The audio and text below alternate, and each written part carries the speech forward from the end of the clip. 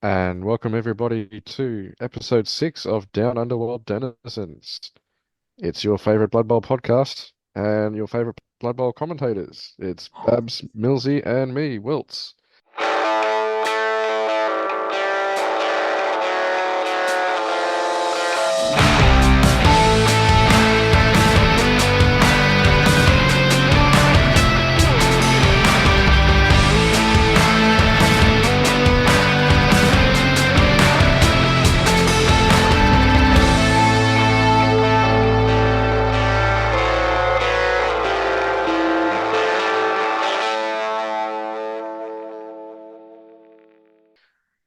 Today's intro question from our regular team is regarding custom sculpted models.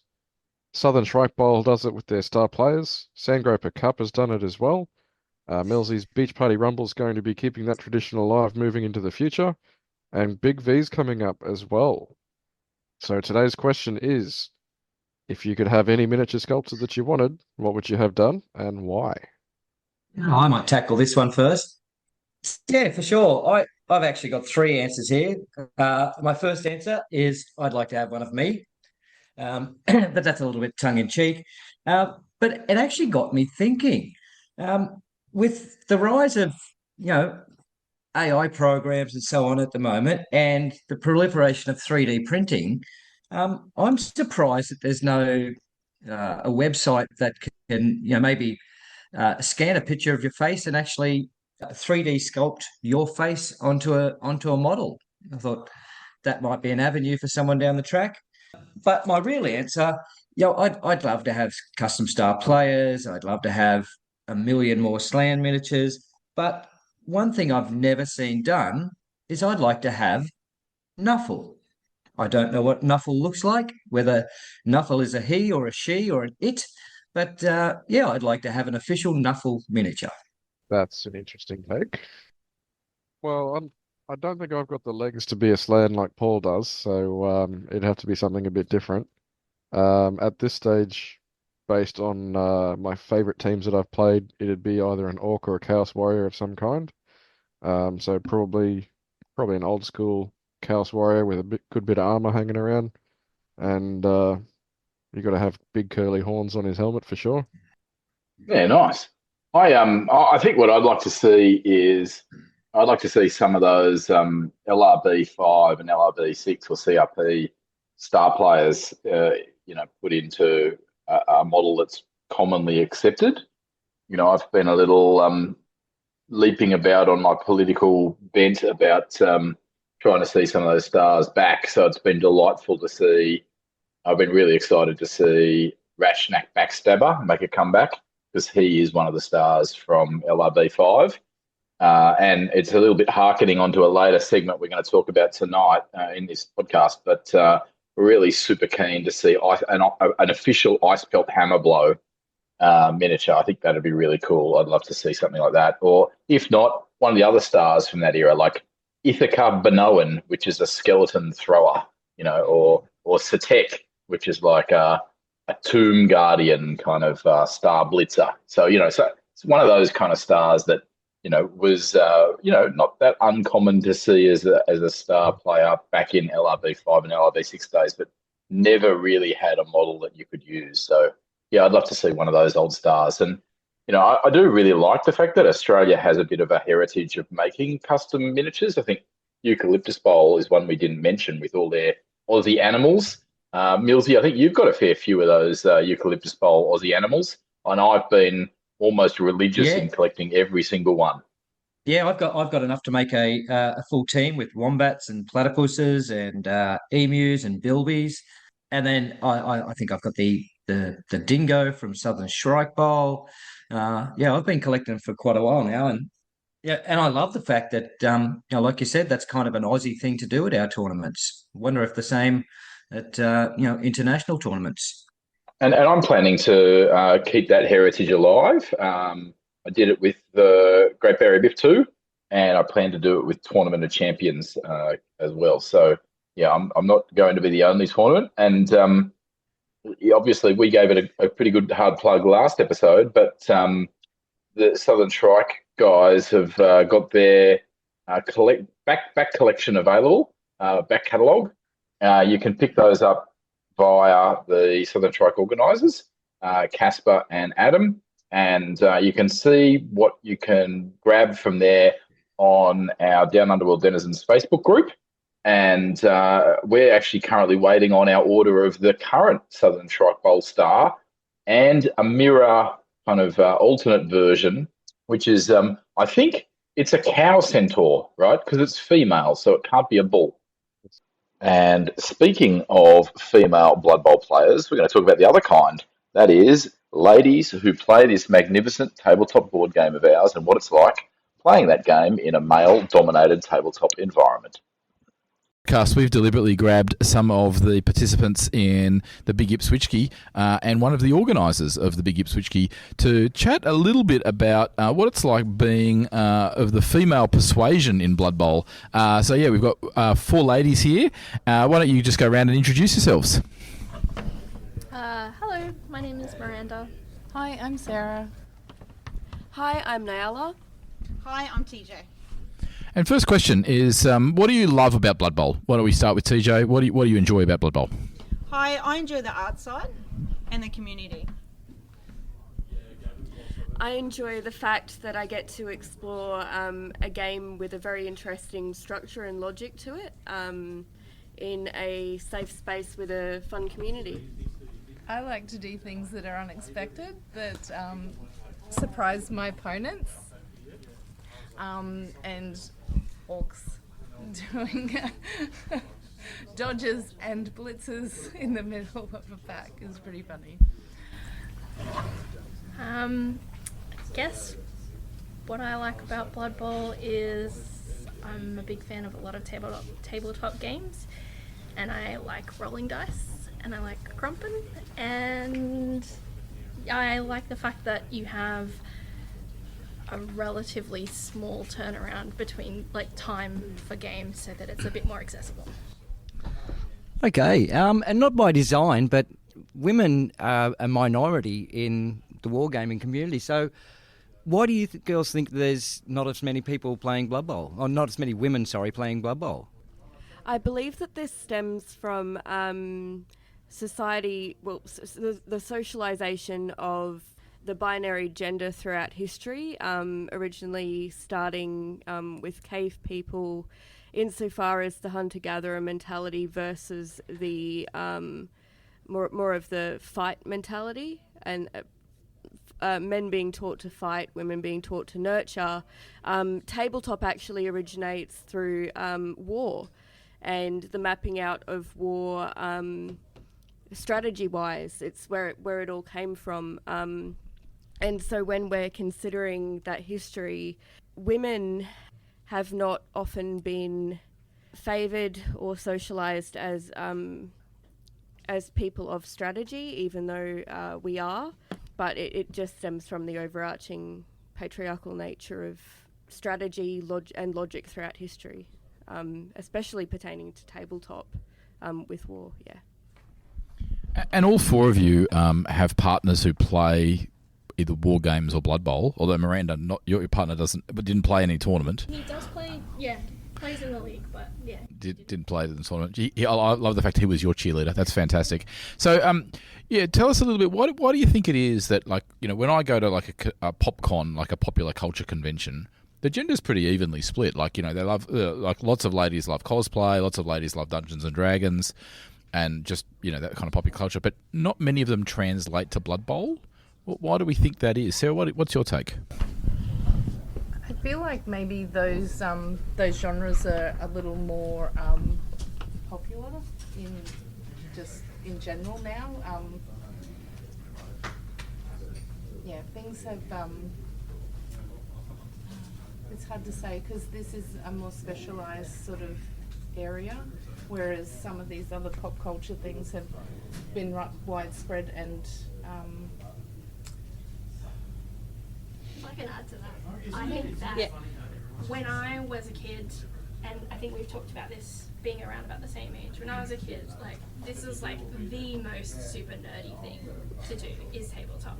And I think we got into it at a relatively young age, but it was very much even more so male dominated back then. And I think slowly over time, more nerdy things have become more culturally acceptable.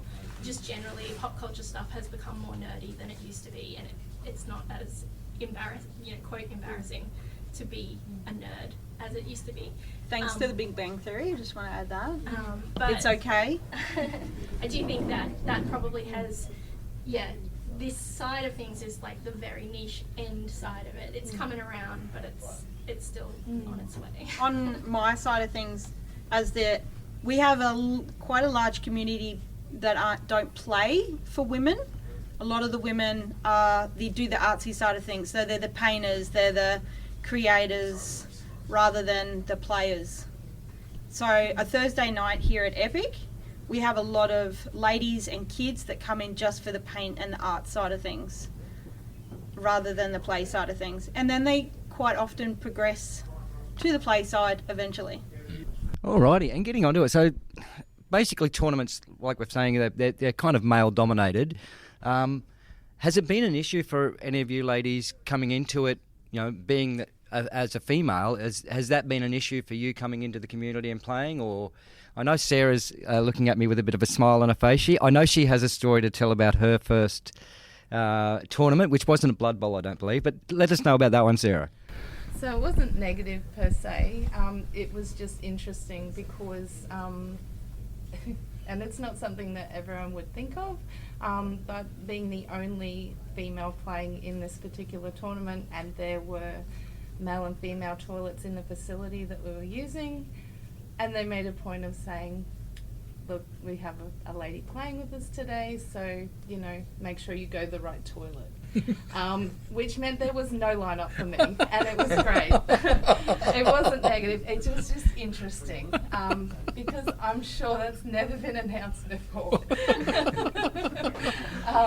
But yeah, and I appreciated that very much, because it made me feel included, I felt safe, I didn't feel like it wasn't as, it didn't make me feel a bit awkward or anything like that. Nyala, we had a pre-interview chat, and you mentioned that there were kind of a few archetypes of blokes you come up against playing Blood Bowl. Do you want to talk us through what kind of archetypes you encounter? I'll see if I can recall what I was on about. I believe that I had created 3 categories, as shallow as that is, especially in tabletop.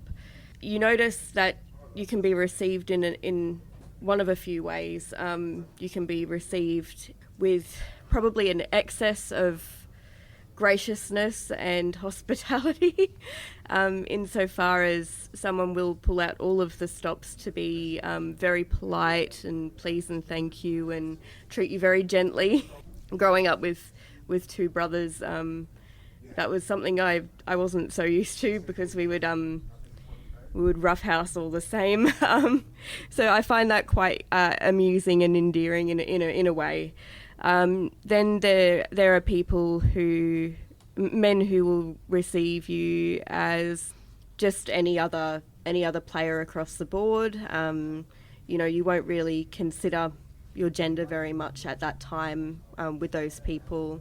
That's probably more of what I'm used to in the family I was raised in, and in the latter category, the way that they've been raised, very subtle undertones of misogyny, just perhaps even in ways that people don't realise that they're doing, that you would only pick up on the receiving end of those behaviours. And that will be a work in progress in all male-dominated spaces for a very long time into the future. Hopefully that the male listeners will take away from this just to do a little bit of self-introspection as to how you sit as a Blood Bowl player across the board from a woman or from someone gender non-conforming, and how you acknowledge maybe your unconscious bias. We all live with those unconscious biases, and microaggressions are things that easily can slip out on either side of the board. So just a bit of self-introspection and just a bit of self-awareness at those times. just treating people, as your opponent. You know, you don't have to pull out the chair for me. You don't have to completely blow it up with me, but you also don't have to assume that I don't know. I was going to try to explain to me. I was going to ask about that. Have any of you, had that condescending sort of tone when you sit down and say, well, I'll teach you how to play? Have you? You've all? Yeah. Yep. Definitely. I think that's the worst one. That's the one that feels the most. Sorry. That's the one that feels the most condescending, the most infantilizing. I think that's also the hardest one to push back against, because you can see from many people that they are coming from a place of trying to be polite, trying to be friendly, and it just comes up as a bit over the top and a little bit like, I'm not seeing you as just another player. I'm seeing you or as an equal, as patronising. Yeah. But tell us about the Blood Bowl community. I mean, this is your first tournament, Miranda. Is that right? How did you find the experience at Ipswich? Fantastic. Actually, since I started playing Blood Bowl, I can say it's just hugely welcoming, and really, I've been part of the 40k community as well, and obviously that's a much bigger, I would say, community overall, but there's a lot more of that, I think, the bad side maybe in the 40k stuff, but I've had nothing but a positive experience since being doing my first Blood Bowl league and now my first Blood Bowl tournament, and everyone's been really friendly, and I luckily haven't experienced anything like that. So And look, I won't say we're completely immune. Like, we definitely have, I think there's a certain archetype of player that kind of comes out of the woodwork to these tournaments and like, you're a woman, like, what do? I don't encounter these normally, so they just don't know how to handle the fact that you're not the same as me. I don't know what I'm doing. So I do really appreciate you guys. I think, Queensland are really blessed to have you as part of the Blood Bowl community. I actually think we actually punch above our weight in terms of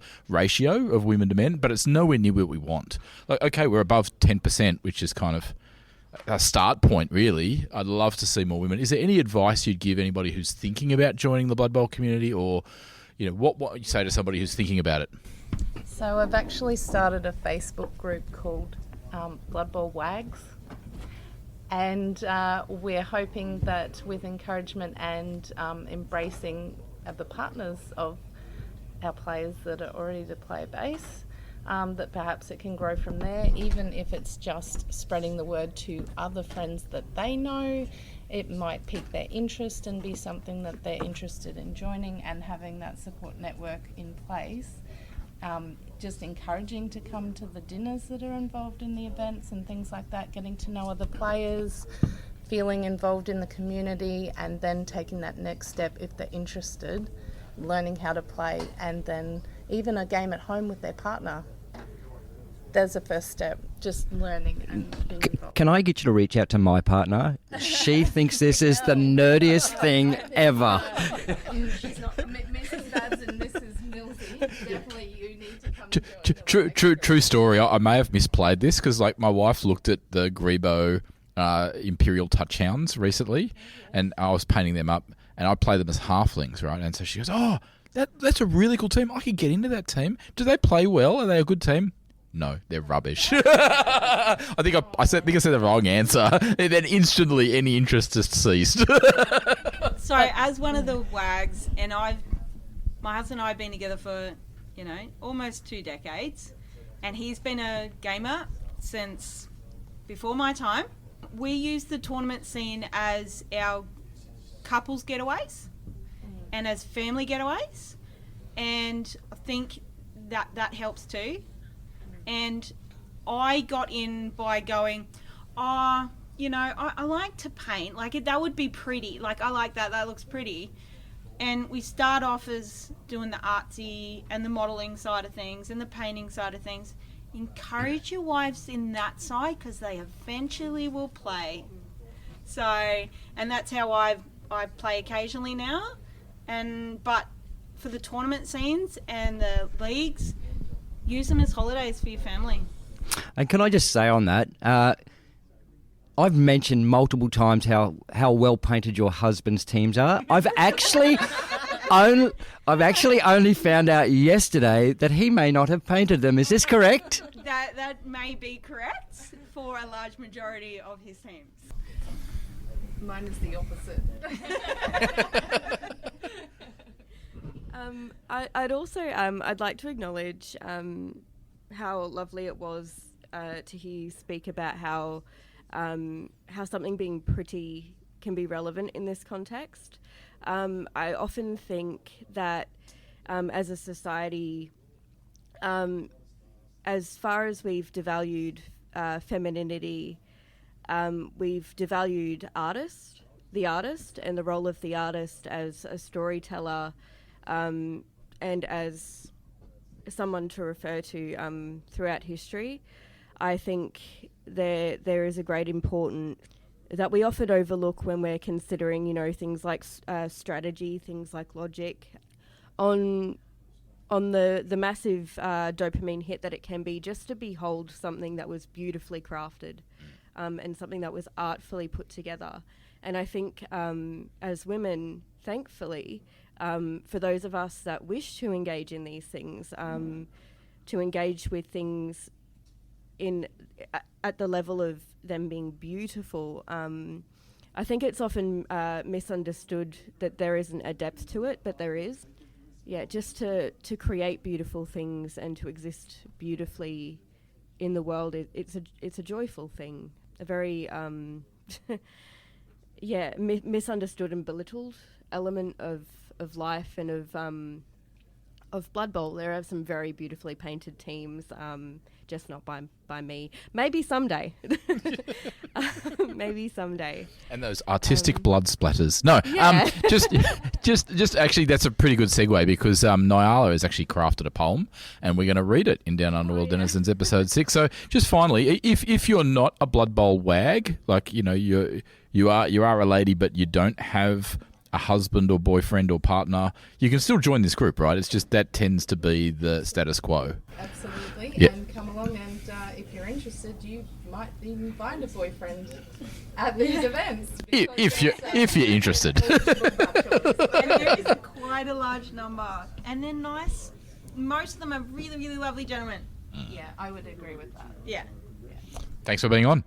Thank you. Thank you. So just wanted to say, hey, look, it's great to have lots of ladies in Blood Bowl. I love the fact that we are as inclusive as we can be in the Queensland Blood Bowl scene. And I just wanted to actually read a poem that Nyala wrote. She wrote it actually for the Ipswich Blood Bowl League newsletter. And I think she might have even had some input from a couple of the other coaches in that league.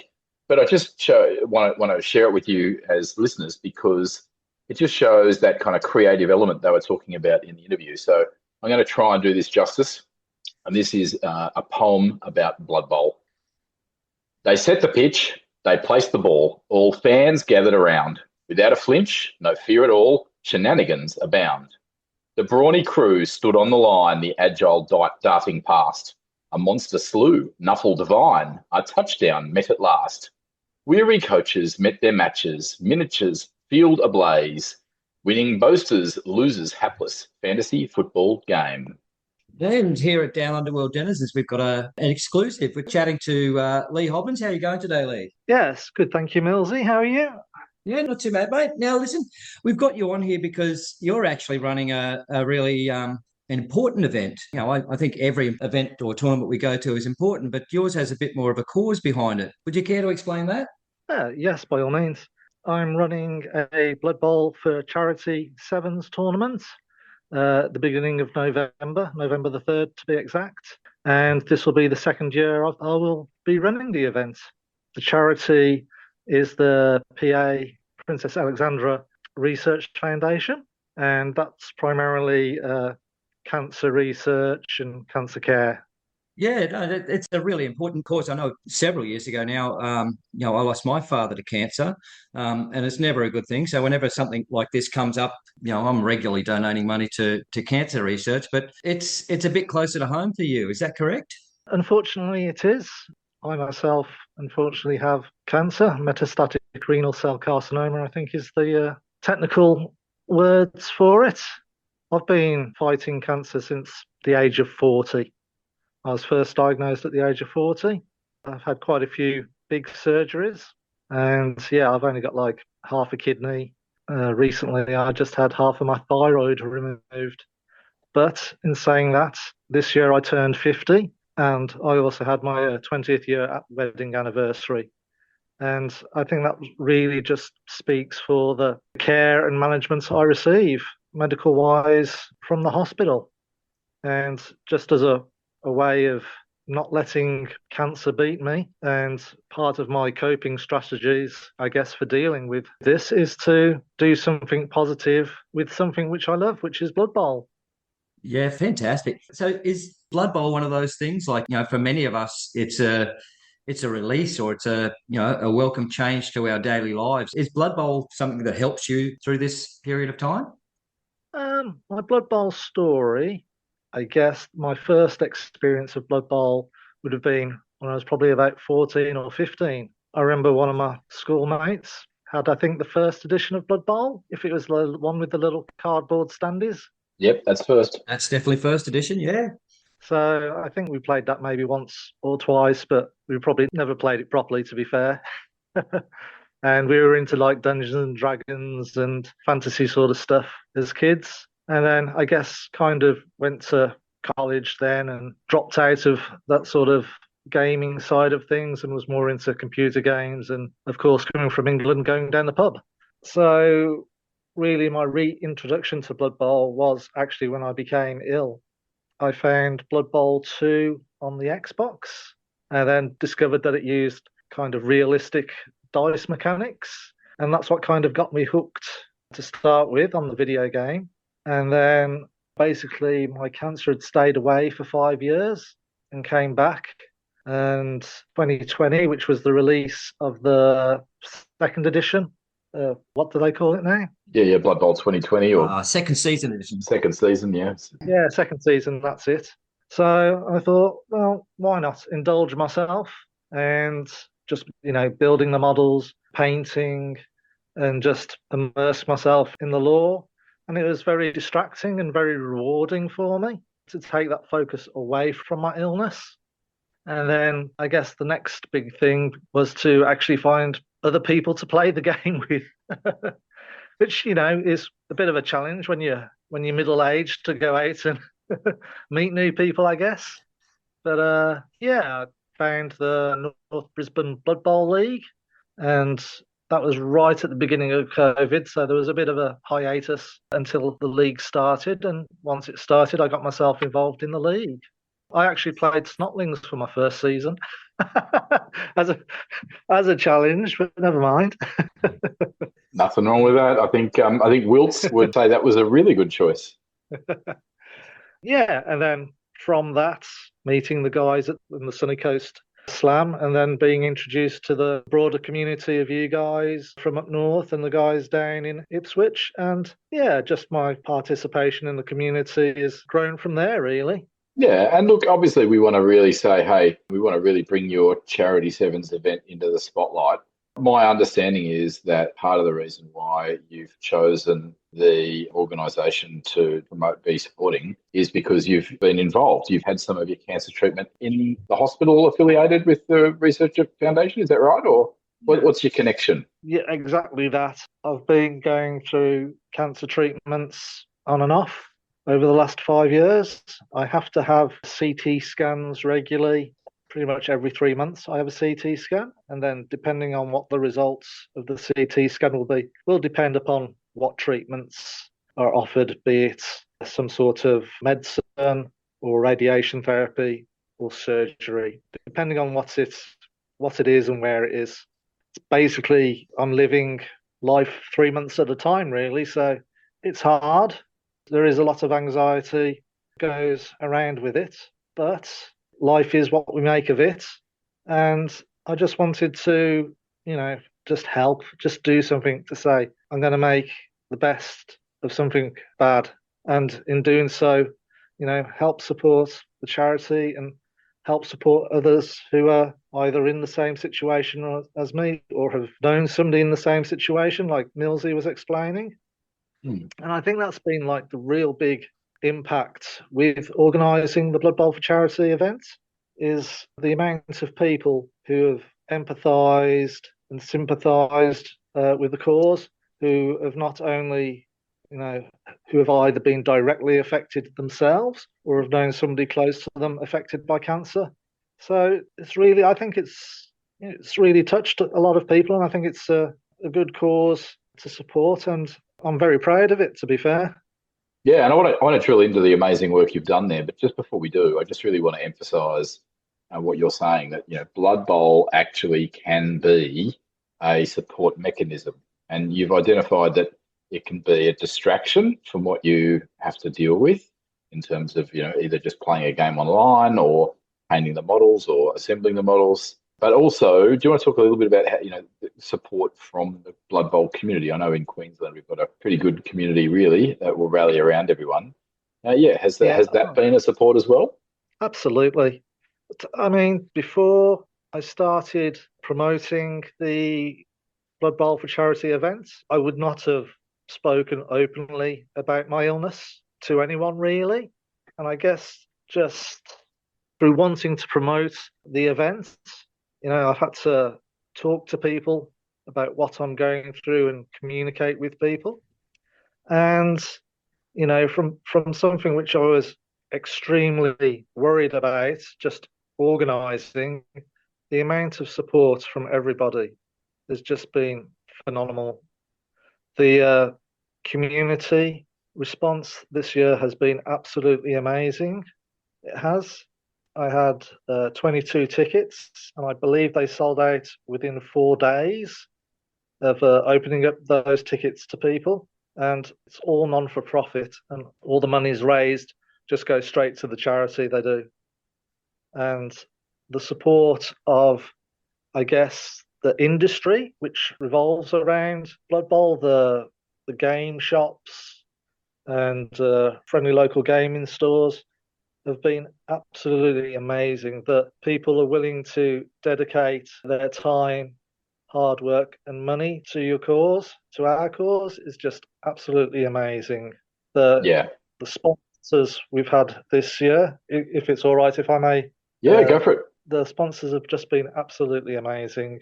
We've had Comics Plus in Annerley, and basically they supported me last year as well. And they were the first store that I actually went to and pitched the idea of this Blood Bowl for Sevens charity event.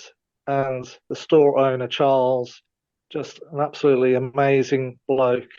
I can't really say enough about him. He was just so empathetic and understanding. And he kind of said, "Yes, Lee, we'll support you." And that was a day I went actually from the hospital just having received treatment. So I was pretty shook up and nervous about approaching Charles. But yeah, just the confidence boost that I'm able to organise something like that. And of course the charity themselves having accepted my pitch to them. I think the couple of guys who I spoke to there knew something about Warhammer, so it wasn't completely alien to them. So yeah, Comics Plus and Annerley have been brilliant. Gap Games at the Gap, they supported me last year and this year as well. Just a fantastic store, and Brett, the owner, is just an amazing guy also. We've got a couple of new sponsors this year. Heretics Haven up in Nambour. They have been so kind this year. They really have. Yeah, there's some pretty awesome prizes on the table. Just amazing, the generosity. Really. Yeah, and I love the way that Comics Plus have basically stumped up a team for every single entrant. I think that's a really nice point of difference. I don't know any other tournament where, as part of the swag, you get an entire team. So the fact that they've done that, and yet all of the registration cost goes straight to the charity. Well done, brilliant work, love it. Yeah. I mean, that's it. Charles at Comics Plus, I believe he's been through some sort of similar circumstances to myself, and he's just so empathetic and understanding, and just really wants to help make it happen. Last year, I think I bought the last 2 tickets myself just to crack the sellouts. But this year, to to sell out within 4 days. Yeah, and I think from when I was first aware of tickets going on sale, I thought it sold out within 2 days. I think it was sold out within 48 hours. But that was from obviously the first post about it that I saw. Yeah, I just wanted to just say, look, people listening to the podcast may be really interested in being involved in some way. You've said it's sold out, so there's no other opportunity for anyone to register, I'm assuming. So how might somebody listening to the podcast be able to be supportive of the event? Yeah, so I've got a fantastic sponsor in Wargamers Warehouse up towards the Sunshine Coast at Baringa this year. And they've offered a couple of nice prizes. I think Star Wars Shatterpoint and Blitz Bowl for the raffle. So the plan is hopefully that the raffle will hopefully go through November. So people, if they're really interested and want to buy tickets towards the raffle, and again, like I say, these products have been donated by these very generous companies, Wargamers Warehouse. And, they're great Christmas morning games to play. And like I say, all the revenue generated goes straight to the charity. Tell whoever wins the Blitz Bowl pack that they'll need to talk to Millsy. Well, Millsy will actually be on hand. I got one of those last tickets, so I'll be down at the event. Now speaking of that raffle, look, I know here at Dun Underwater Denizens, we're donating a couple of pitches, to go towards that raffle, and we've actually sold a couple of our beach bowl pitches, and one customer that bought them actually bought 2 extra and has donated them. But I just want to look at there's not just these companies, but the Blood Bowl community. We were at the Big Ipswichki a couple of weekends ago, for their tournament, and the majority of prizes that people won as part of their prizes, they picked them up and walked them straight over to you, Lee, and said, "Here, put this on your raffle." So this raffle's going to be massive. The generosity has just been absolutely amazing. It has. I mean, I have to make special mention to, is it Andrew Laidlaw? Yeah. Andrew Laidlaw Jones, yes. Yeah. I mean, I think he came second or something like that. Yes, he did. He came second. And he just walked straight up to the table, picked up Dungeon Bowl, which is that's like $250 worth of prize there, and just came and handed it straight to me and said, "Put this towards your event, Lee." I mean, that's just amazing. Just the kindness and generosity, and other people as well, donating and giving teams, and just pitches. It's going to be an absolutely amazing day. It is. Nobody's going to walk away unhappy, I don't think. It's just such a great event, a great cause. It's just about having fun and just raising, the profile and money for the charity. Sure. And my final question, Lee, was obviously I think all tickets are sold. Is that correct? There's no other chance of anyone joining? That's my first part of the question. The second one is, even if it is all sold, how else might somebody listening to this podcast be able to support your charity or support the event? In regards to the event itself and the size of the event, I will have to check with the venue to see if I can squeeze any more tables in. If I can, I will open up some more tickets. Last year it was a bit of a tight squeeze, but I have asked for a bigger room this time, so there may be a possibility that I might be able to get a couple of more people in. And I have got people actually asking, asking if there's room. So yeah, I've got to try. Being on a standby list, yeah. Yes, and as for donating to the charity itself, just head online to the PA Cancer Research Foundation. You'll get all the information online there, and you'll be able to directly donate. You will. Yeah, fantastic. Yeah. And we might have to see if we can get a link off you, and we can throw it up on our Facebook page. So if there's any listeners out there that want to support this cause and this great event, it'd be much appreciated. Yeah, and just really a massive thank you to you guys for having me on the podcast and bringing attention to my cause as well. It's just absolutely fabulous, and fingers crossed, onwards and upwards, and hopefully maybe next year I can put on an even bigger event. Yeah, you might need to find a new venue, and you might also need to recruit your daughter to draw yet another goblins or noblars or snotlings versus minotaur. Oh yes, my daughter's artistic skills have been well received. They have. She's done 2 posters for me in a row now, so she's going to want to start charging commission soon. Well, maybe you need to go for a triptych. Go have 3 of them. Yes, I'll have to get onto a design idea for next year. All right, thanks again, Lee. Thank you so much, and just thanks to everyone who's listening as well. Have a good night. You too, mate. Okay, great to hear from Lee there. I'm so looking forward to going to his tournament. Not just for the Blood Bowl, but for the cause that it's it's there for, which is cancer research. Now you may remember from an earlier podcast we had another tournament about a men's health or men's shed. And it was Why So Serious 3. So we've actually got a little bit more info about that. It's coming up on the 26th of October. Starts at 10 a.m. start at the Esplanade in North Geelong. It's $25 a ticket. There's 4 games.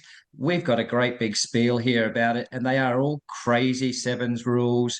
So I'm all over that. If I was down in Geelong way, I'd be going off to that for sure. Pretty confident that $25 a ticket gets you the exclusive Agni miniature that goes with Why So Serious 3. I think its name is Baird McYeet. Yeet? Yeet? Yeet, yeah, as in to throw something, to hurl something. I wonder whether he might even have throw teammate. I have a sneaking suspicion. I've got a copy of the model, and the star player card's been grayed out, so I can't see the exact details. But I can see that it's a star player that you can use at the event. It's got movement of 5, strength of 4, armor of 9+, and it seems to have strong arm and mighty blow. So given it's got strong arm, I'm pretty confident that's a skill for throw teammate. So I'm pretty confident at least whether it's via the special skill or some other method, there's got to be some way of hurling somebody using Baird McYeet. But back to the event. This is a great event to get to. It's to raise money for Beyond Blue, and it's really just a tournament for fun. There aren't prizes for coming first, second, or third. The prizes for other kind of crazy things that you can achieve. So, they've deliberately designed the prizes at the event to not be just about winning the event, but about having as much fun as possible. And there's some amazing sponsored goodies to pick up during the day. I know, for example, Vault Games up here in Brisbane have donated a $100 gift card to the event. I'm just really encouraging you. I think Beyond Blue is a great cause because obviously it's about men's mental health. I think that is a fantastic initiative, and actually something we should investigate a little bit further in Down Underworld Denizens is chatting about that. I also just wanted to say that current regos at the time of recording, I jumped on and had a look. There's 27 people going. I'd love to see that get to over 30. So if you're anywhere near Geelong, or even if you're not, head along, get there. Sounds great. All righty, what's next? Okay, and you might remember from our last episode, we gave you guys a bit of a competition to design a minotaur that would play for Favourite of a Shoot, and we do have an exclusive minotaur to give out to the winner. So we're going to discuss now who is the Winotaur. We had a number of really good examples from Jacob Pearce, Liam Madrell, Nick Carr, Andrew Laidlaw Jones put in a couple, and even Lee Hobbins came on board with a design. So it was a really tough, to decide. So we actually opened it up to a few friends of the podcast and got them to vote. just to see where it would go. But yeah, I'd I like might to mention. start off with, Can I have a couple of honourable mentions? A couple of honourable mentions before we get to the winner. Oh yeah, for sure. Yeah, well, so my first honourable mention, I think, has got to go to there was an entry called Virikitis. Now, I don't know whether that's something from Greek mythology or some other mythology, but really interesting take on a minotaur, because this character, well, the picture that's gone with it is looks like something out of Cthulhu mythos, and this minotaur thing has brawler, multi-block, horns, grab, tentacles, mighty blow, animal savagery, and of course loner 4+. Movement 5, strength 5, agility 5+, PA 6+, AV 10+. I really liked that as a concept. It brings something quite innovative to the team. And, as you know, Chaos Dwarves have dropped now. We know their stats. And one of the big talking points has been that bull centaurs can get mutations. And, well, why not have a mutated minotaur as well? I really liked it. The other one I really wanted to give an honourable mention to was Liam Madrell's Zargrin, the Iron Hoof.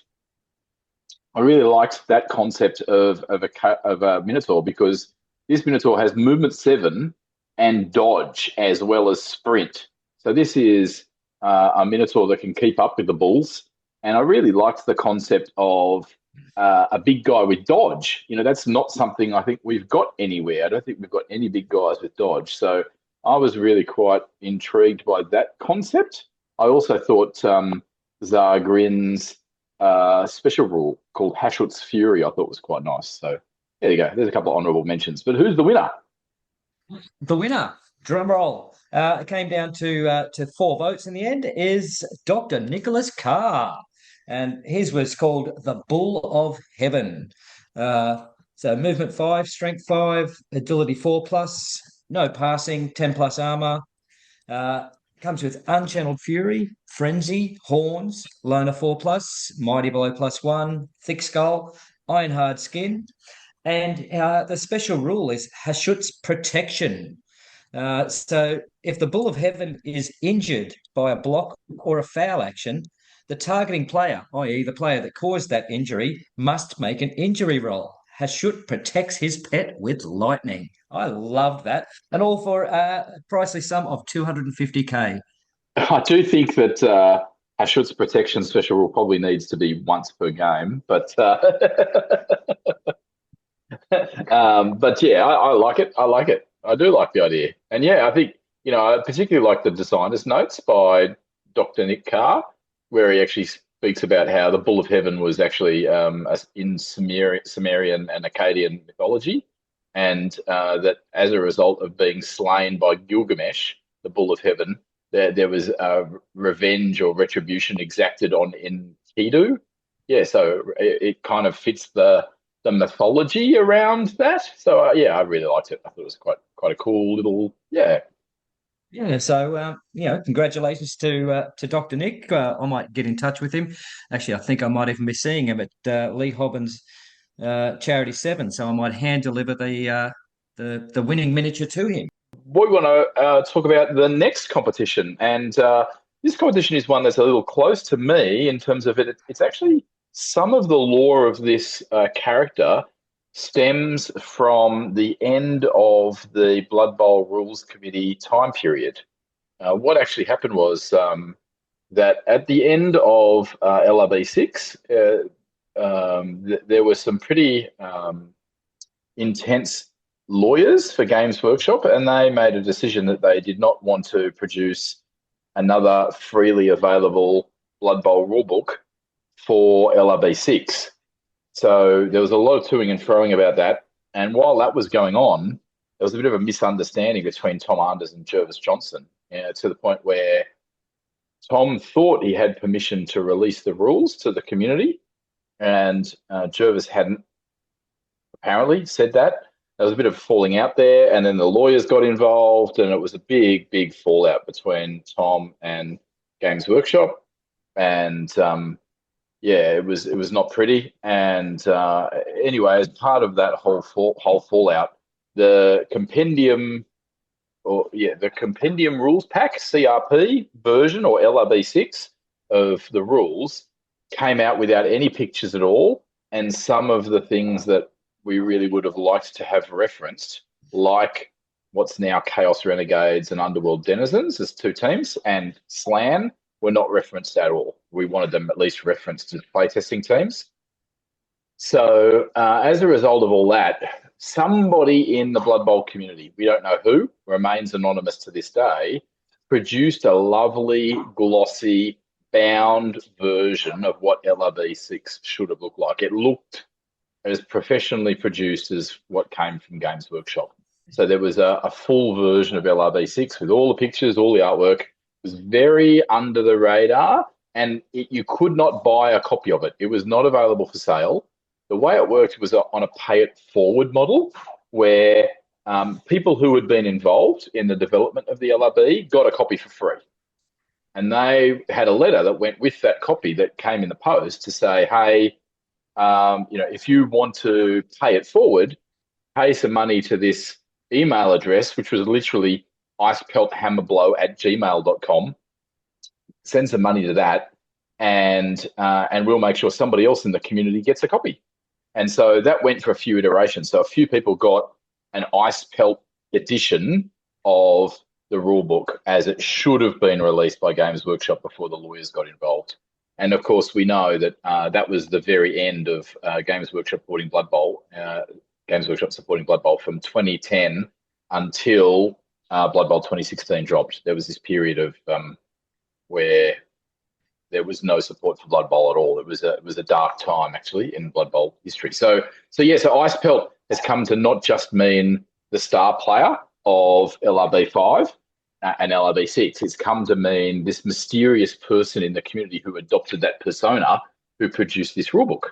So I want to challenge you as Down Underworld Denizens listeners. If you could redesign Icepelt Hammerblow, knowing what you know now, how would you design that star player? Now, you can look up, you can Google and find PDF copies of LRB5 or LRB6, and you can see what his stat line used to be under that edition. But as I said, Icepelt is now something more significant than that. And I'll give you one clue. Icepelt Hammerblow was never meant to be a Yeti. Icepelt Hammerblow was meant to be a snow troll. The Norse team, when it was developed, was designed to have snow trolls and Ulfwerners. But when it finally got released, because Games Workshop insisted on official models being available, the team got released with Yetis and Norse werewolves. Now, it's lovely to see that the Norse werewolf idea has dropped off and Ulfwerners have come to be official, but the Yeti stuck. Not a snow troll. So I'd love to see Icepelt Hammerblow as a snow troll. I think it's consistent with the law, maybe. But certainly that was the plan of the rules committee at the time, was to make Icepelt a snow troll. So I'd love to see your snow troll. I'd love to see, what stats you can give it. We're going to hold a competition, and there's a prize up for grabs. What do we got, Millsy? What can we give away for the best Icepelt? Well, I do have a troll left over from our draft, thanks to Tats Tabletop. So we have a brute fun troll. This guy is a bit of a beast. We're going to hand that over or post it out to whoever comes up with the best Icepelt Hammerblow. And for those people that don't have a copy of the old CRP, I've actually got my old copy here in front of me. I'll read out some stats for him. So Icepelt Hammerblow played for Norse. This is back in the day when we didn't have all of these buzzwords that they could jump into different teams and so on. So he played for Norse. He was movement 5, strength 6, agility 1, which would be, I believe, a 5+ now, and an AV of 8 or 9+. He came with Loner, Claws, Disturbing Presence, Frenzy, Regen, Thick Skull, and he cost 330k. Yep, he was a bit of a team destroyer, I think, if I remember correctly. He was. I remember, going on to talk Blood Bowl or talk fantasy football as it is now, and many people had put as their signature in the forums was Icepelt is my hero. and I didn't know what that was up until about 3 or 4 months ago when actually Babs filled me in on the exact Yeah, so story what it that you've really just meant heard was now. that whoever put Icepelt was my hero in their little signature file at the bottom, it was their way of saying I got one of the Icepelt rule books from this anonymous person. That's really what it meant. That's an incredible story that I did not know until 3 or 4 minutes Yeah, ago. so I've actually still got my copy, and I've got my original letter that came with it, signed by Icepelt himself, whomever it is, and I still do not to this day know who it is. So they did a very good job of hiding their identity. Interestingly, it's not the only person in the Blood Bowl community that goes by a Blood Bowl figure in the lore.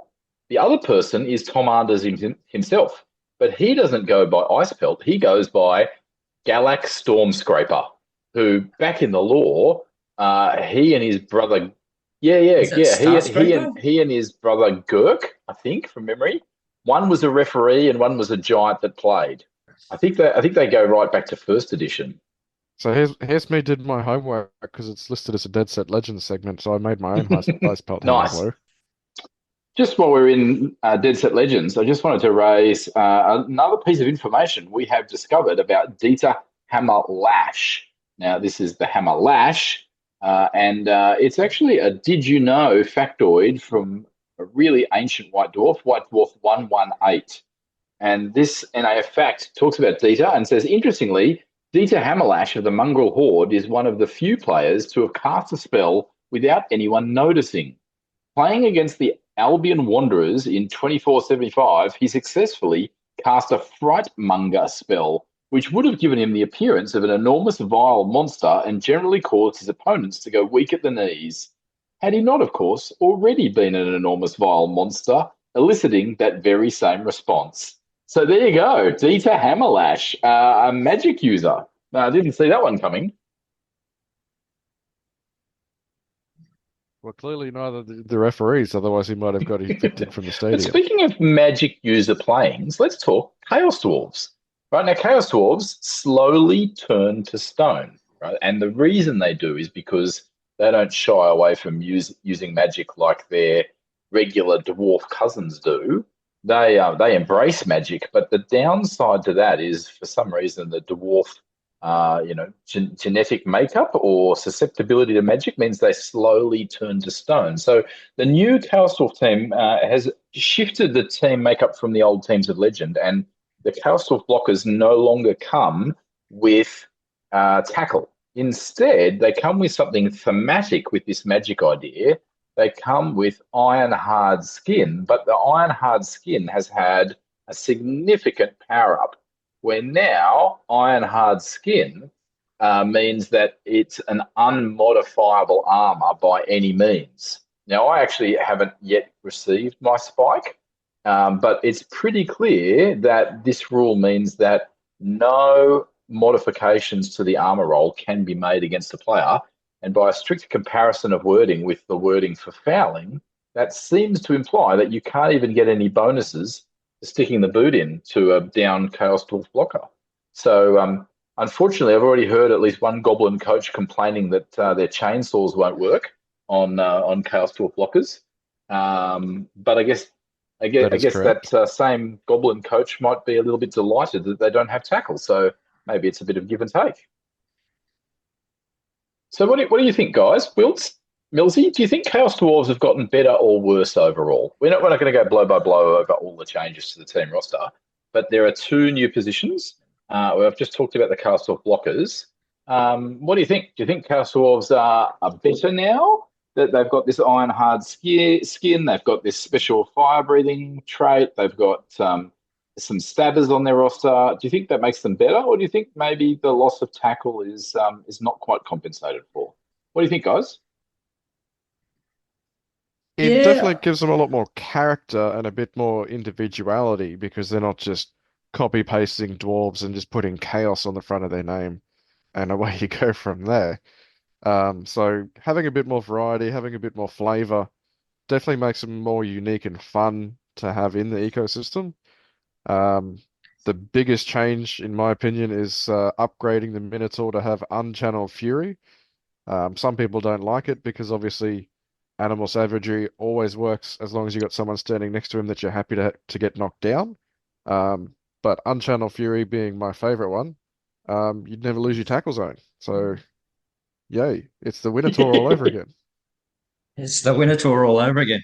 No, I think they're still going to be a tier one team. I think they might have sort of dropped in their win percentage, perhaps, but I'm really looking forward to playing them. There's options now, and you don't just have that standard play, as you always have. So I don't know whether the backstabbers are going to, or the sneaky stabbers, sorry, are going to get much action. I think personally they're a bit overcosted. But the flamesmiths, with a 50-50 chance of getting someone down with a 1 die block, means you no longer have to do any 2 die uphill blocks, and Griff himself comes down on a 4+. So I think it's really opened up, to different play styles. And just going back to Wilts with the Minotaur, I'm not sure that I'm actually going to be running one. You've got these 2 bull centaurs, and in my mind, they're my blitzers. Well, one could be a ball carrier if I'm lucky enough to get the ball on him, but otherwise, I'd be using the bull centaurs as my blitzers, in which case I wouldn't need the Minotaur. Yeah, I think what's really interesting is I think a lot of the commentators are saying that it's a bit of a power down. I'm not prepared to say that at this point in time. I really want to wait and see what the NAF data shows. And I think people haven't yet done the very simple pros and cons of the changes. Sure, they've lost tackle. I mean, that's undeniable. And tackle's a good skill. I think it's a genuine contender for a down underrated skill. But let's just look at what's in the pro corner for a moment. Wilts has already mentioned that Unchanneled Fury can be viewed as a win. We've also got a very significant win that very few people seem to focus on, which is that the Bull Centaurs can now get mutations as a secondary.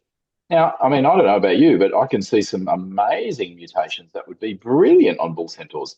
I mean, 2 heads is the no-brainer. Give it 2 heads and break tackle, mate, you're in business. In addition to that, things like, big hand. I mean, that could be really helpful on a Bull Centaur. So there's some really interesting options there for the Bull Centaur with mutations. I also think that you've got iron hard skin is not to be shunned. I think it is actually going to really help, and I think people are not really recognising that the Flamesmiths are not that bad players on the line themselves. They've got an extra piece of movement. They've got brawler, and they're 1 skill away from block. I mean, that actually, I think, adds some diversity to what you're putting on the line of scrimmage. I can see those Flamesmiths being really useful out there in the line of scrimmage area. In the wide zones area. I think people are failing to see the pluses, and of course, I take Millsy's point. I think 70k for a sneaky stabber is probably a little bit too much, but against certain teams, they could be really, really useful. I mean, okay, the classic is going to be Chaos Dwarves versus Amazons. And at first glance, you might think Amazons have suddenly got a big leg up. Well, if you stick a couple of sneaky stabbies and those Flamesmiths in there, suddenly it might not be so straightforward. Having potentially 4 players that can bypass the blocking mechanism altogether and go straight for potentially armor and injury roll, mate, that's a really interesting scenario. And so I'm not prepared to say that they are worse off. I think we need to see some runs on the board before we can commit to that. Certainly running 1 sneaky stabber, I don't think it's a bad idea at all, particularly against teams with low armor.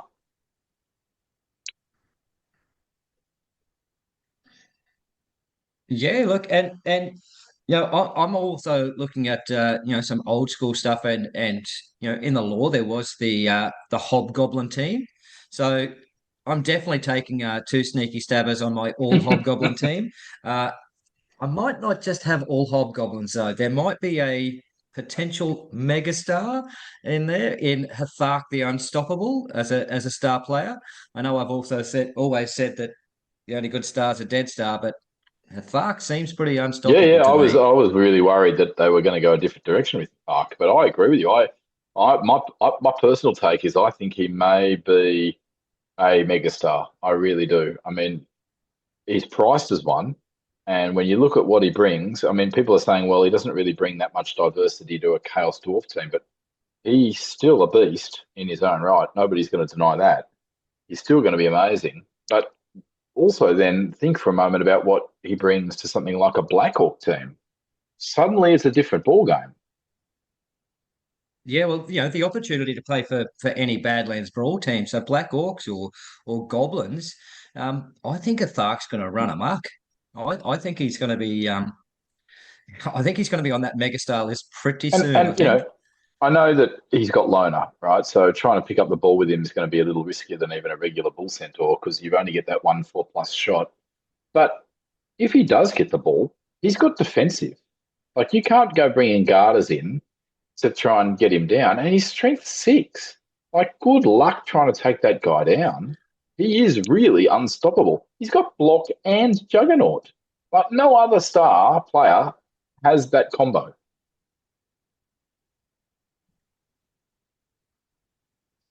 Yeah, so and you add that to a low cost team, like Black Orcs or Goblins, and they're going to fit him into their roster really easily, and he's going to do what he wants. You get that lucky touchback off the kickoff table. You're giving it to a Thuck every time, aren't you? And look, I just want to say, I'm a dyed-in-the-wool Chaos Dwarf coach. If you have any doubt about that, I challenge you, go back and have a look who wrote the original playbook guide for Chaos Dwarves in 3rd edition, right? Because it was me. I wrote the playbook. I'm a Chaos Dwarf coach through and through, right? It's probably my second top favourite team. I like this change. I'm in the pro camp. I'm there with little rah-rah flags saying, go, Jay Clare, go. I really am. I think they're doing a great job. I love it. I'm with Millsy on this. I love the ability to have a few different styles of Chaos Dwarf team, not just a cookie-cutter version. And for those people crying about tackle, well, go get yourself 6-star player points and get it anyway. There's no problem with that. I don't have a big problem. I think that the diversity it brings is worth it. I'm a big fan. I really like it. I'm in favour. The other thing I really like is Zarg Mad Eye, right? Not only do I love it because finally he's the last 3rd edition star player to finally get an official model, but I also love the fact they didn't use the original 3rd edition stats for him. They've actually used the LRB 5 and 6 stats for him, which is his strength 4. Now, that's really interesting all of a sudden, because even if you're not interested in the blunderbuss for pegging the ball down the field, he's also really useful for his special skill and his strength 4. Who's not going to say no to a decent strength 4 player on the line of scrimmage as opposed to the bull centaurs on a Chaos Dwarf team? I think he brings something interesting. Okay, he's only there for one drive unless you successfully argue the call or have a bribe up your sleeve. But still, he's not worth just skimming over. He's worthwhile considering seriously. And there's never enough secret weapons on the pitch, so you just certainly can't go past him. Yeah, love it. Love it. And speaking of changes, something else I've done is I've actually reached out to Mike Davies, friend of the show, in fact, been on the show. Mike Davies is in charge of the Tableau, which is the interactive spreadsheet and data collation tool that the NAF has running. And I said to him, hey, mate, I really want to know how Underworld denizens are doing post the May FAQ. And so Mike really nicely has actually put in a slider bar where you can choose month by month. So I've had a look, and initially I included June's rankings in it, thinking that would be fine. But a couple of people pointed out to me that some pretty big tournaments, including a Oracle Cup in Canada, still were running the rule set pre the May FAQ and designers commentary. So I had to go to July's data. So July, August, September's data, and had a look at Underworld rankings. And they're sitting somewhere between 46 and 48% win rate just for losing swarming. So I think that's really interesting. I think they've really come down. And I think that the only thing holding them up still is that they've got cheap positionals and access to good stars. Underworld have really taken a tumbling.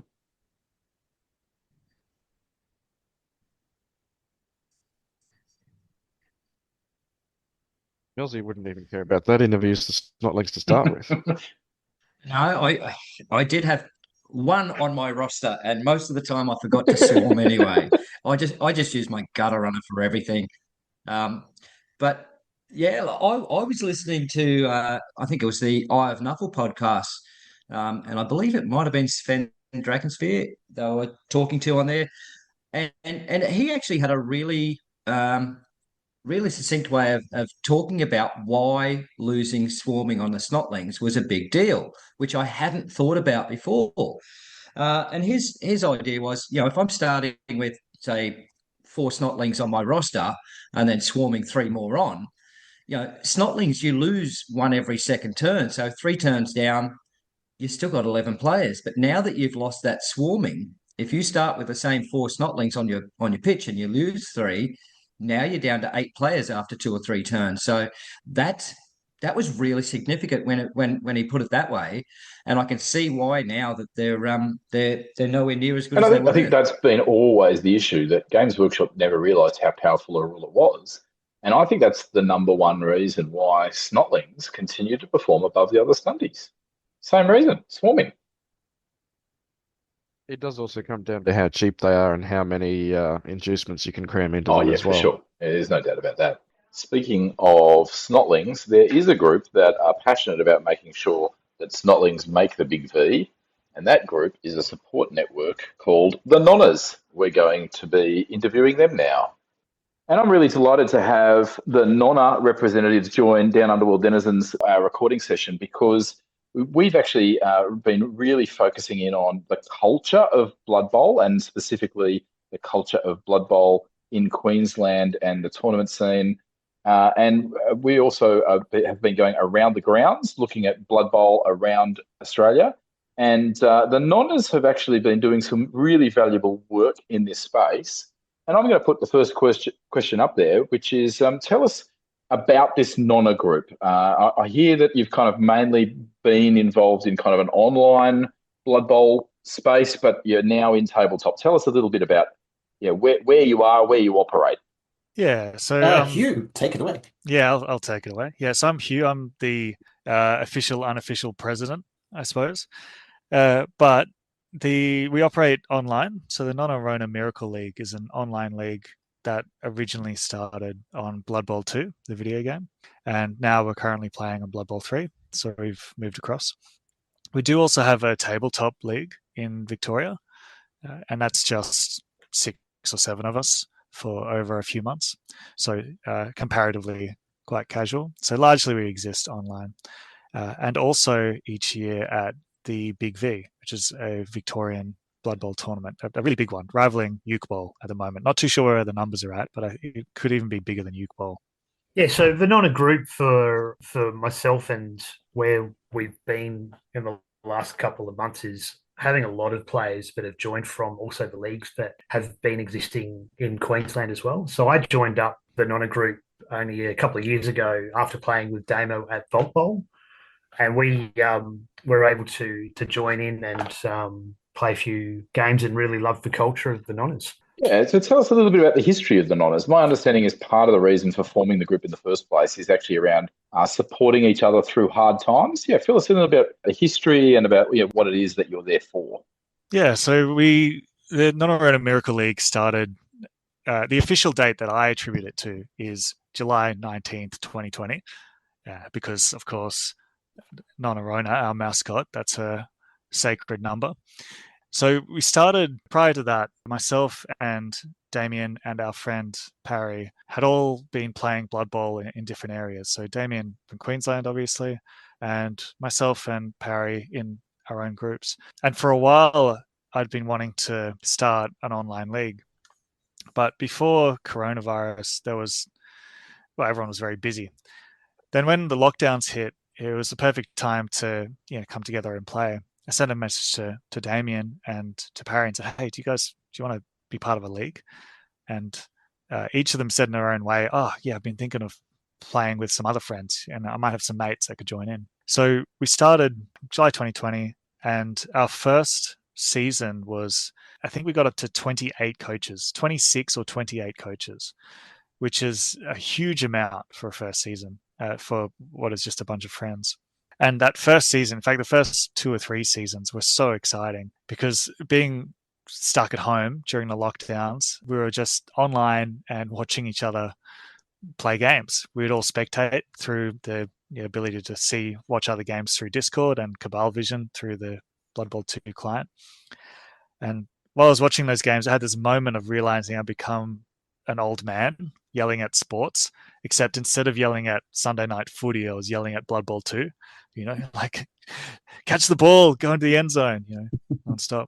What I found playing my game each week and playing games around that on our casual ladder besides the main season we were playing is that it gave me somewhere to be regularly, and also a group of people to hang out with and talk about a common interest. So I didn't have to talk about what was going on in the world, and I was able to talk about the game and how this piece wouldn't pick up the ball and complain about things that were superficial but also really important. Since then, so it's been going strong for 4 years, playing weekly and with a little break between seasons of a week or two. Yeah, it's been one of the most constant things in my life since COVID, and it's created a real community for me and a hope for a lot of the other members of Nonna as well. Yeah, so it really kind of was born out of that big, really heavy lockdown period, and it also came out of Melbourne in particular. Is that correct? Yeah, I mean, a lot of our player base is in Melbourne, so something like 2/3. Yeah, I think there's a number plate coming out soon. A number plate that says Victoria, the lockdown state. No, just kidding. Yeah, trademarked. Yeah, I think so. I think Queensland was like, get the hell out of our state. that was our version. Like, just keep everyone else away. That was our. Yeah, there was quite a bit of that, and also with whether you're living in a place that had a really intense lockdown or not, it shifted our society, right? And like without going into the depth of philosophical stuff of it, but it's a total cultural shift. Talking to people before and after coronavirus and the lockdowns is fundamentally different, and how I played games and what games meant to me is fundamentally different. So yeah, it's certainly like the league definitely came out of the dark place of lockdowns, what was going on in the world, and it's all at the same time it's been certainly a lifeline, and it still reminds me of how to talk to people, because being relatively isolated for a while, it gets hard to just chat to another human being. So yeah. My understanding is there's a big lobby for a new Chaos God. Like, we've all talked about how Nuffle rules all, and we've talked about Papa Nurgle and how he loves everybody through spreading pestilence. But you're saying no. There's a grand matriarch over them all, and it's Nonna Rona. Is this right? Well, yeah. I mean, all right. So, who is Nuffle's mum? And that has to be Nonna. So she's our Nonna, and she's Nuffle's mum. You don't mess with Nonna. Nuffle or Nurgle? No, definitely Nuffle, right? And or maybe the both. Maybe they're siblings. Well, the Chaos Gods have no power in Nuffle's world, so that's the thing. He controls all. And also, I should speak to them, like what she's like as a mascot as well. So she's a Blood Bowl playing grandma, and her sacred number is 19, but she represents the warmth of a Nonna, and that very Italian grandma style, where she's both got the warmth of your Nana or your Nonna, but also the authority and the finish your dinner of business of what it is, and the don't stall business that a Nonna would. So if you can imagine if your grandma was really into Blood Bowl, or actually the artwork is based on an aged up Carla Von Kill artwork, so along with some other influences as well. So you can imagine her aged up and the kind of Nonna she would be, then that's what Nonna Rona is. Nice. It's nice. Very much a get your touchdowns or don't have your dessert sort of vibe. Yeah, that's right. Nice. Yeah. Well, I mean, we do know in the lore that Zara the Slayer ran off and married Lord Borak, right? So maybe it's something a bit like that. So tell us a bit more about this culture. You mentioned the culture before. You mentioned that some of what you do is kind of really shifting the emphasis of why you're playing the game of Blood Bowl. Yeah, tell us a bit about the culture. Yeah, so the Nonna Miracle League certainly has its own meta, but also the culture of it, I suppose I think of us more as a sports club. Even though we're called a league, I think of it more of a sports club. And different sports clubs have their own culture based on the history of it and who's there. So the Nonna Miracle League, the culture is it's quite friendly, and we not overly nice, certainly. We certainly tease each other quite a bit. But how we play Blood Bowl is really it's quite different from anywhere else I've seen. So for one example is that we like to red dice quite a lot, what other people call uphill. I call it red dicing because I played so much Blood Bowl 2, and that was the reference for me. And red dicing, I found out specifically through Damien here that You're welcome. yes, that throwing a red dice or throwing 2 red dice is the same risk factor as a 3+ dodge. And as soon as I found that out, I started red dicing a whole lot more, and so did everybody else in the league. And so now, to get a sideline surf or to punch a big guy, if you need to just push him out of the way, red dicing is almost like nothing. But some of the other leagues I've been part of, the players and coaches in them are quite risk averse. So that's an example of the meta part. And the other side is that I like to say that we're competitive, or we're serious about how we play casually. There's kind of this weird balance in there. So we're not top table players at tournaments, and I hope we never will be, in a way. Not as a culture. I think you need to pull Matt Campbell aside and have a little word to him about not being competitive at tournaments. It's definitely an Achilles heel I have. I'm very competitive with the Nonnas. I'm very competitive at tournaments, and I'm very competitive at league. Damien can attest to that as well. Don't take it away from him. Damn good coach. I was lucky to get you, mate. It really came down to that early Kaz I got on that high elf catcher, I can tell you. But I agree. We have definitely a different play style I've seen when I joined the group. Being that I was a competitive player and I joined these guys play in a different style, in a different way, really opened up different tactics and styles that I would actually then take back to league and take back to tournaments. The other thing that I also noticed with the guys is the way that they will also dictate what could possibly happen and might also be an outcome in the way that we'll talk about the games and where we could have changed or done something differently. And that's, I think, really important when it comes to learning and growing as a player, being able to get alternative options, alternative feedbacks, and different perspectives in what could be done. So I think that's been a big asset in the group as well.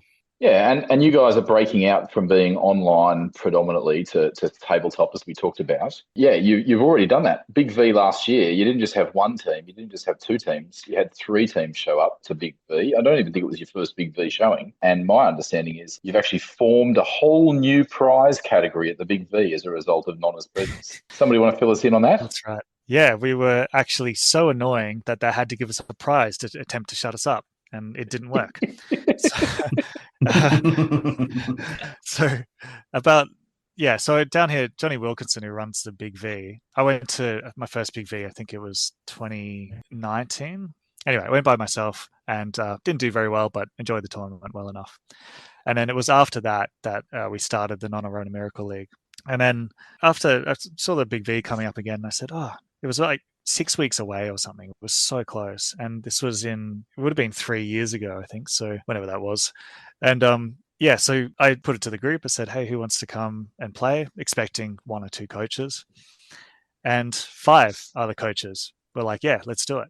I went, there's enough for a squad. And with that, there's squads of 4 there. And so there wasn't quite enough for 2 squads. And I didn't want people to feel left out and by only making 1 squad. So I just put everyone in the same squad. So officially there was only 4 of us in the squad, but if you looked at us, we were all wearing the same colored jerseys, the bright orange and deep purple of the Nonnas Miracle League. And we had a big portrait of Nonna on the back.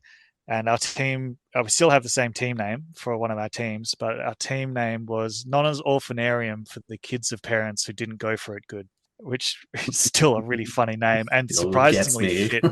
It's still so good.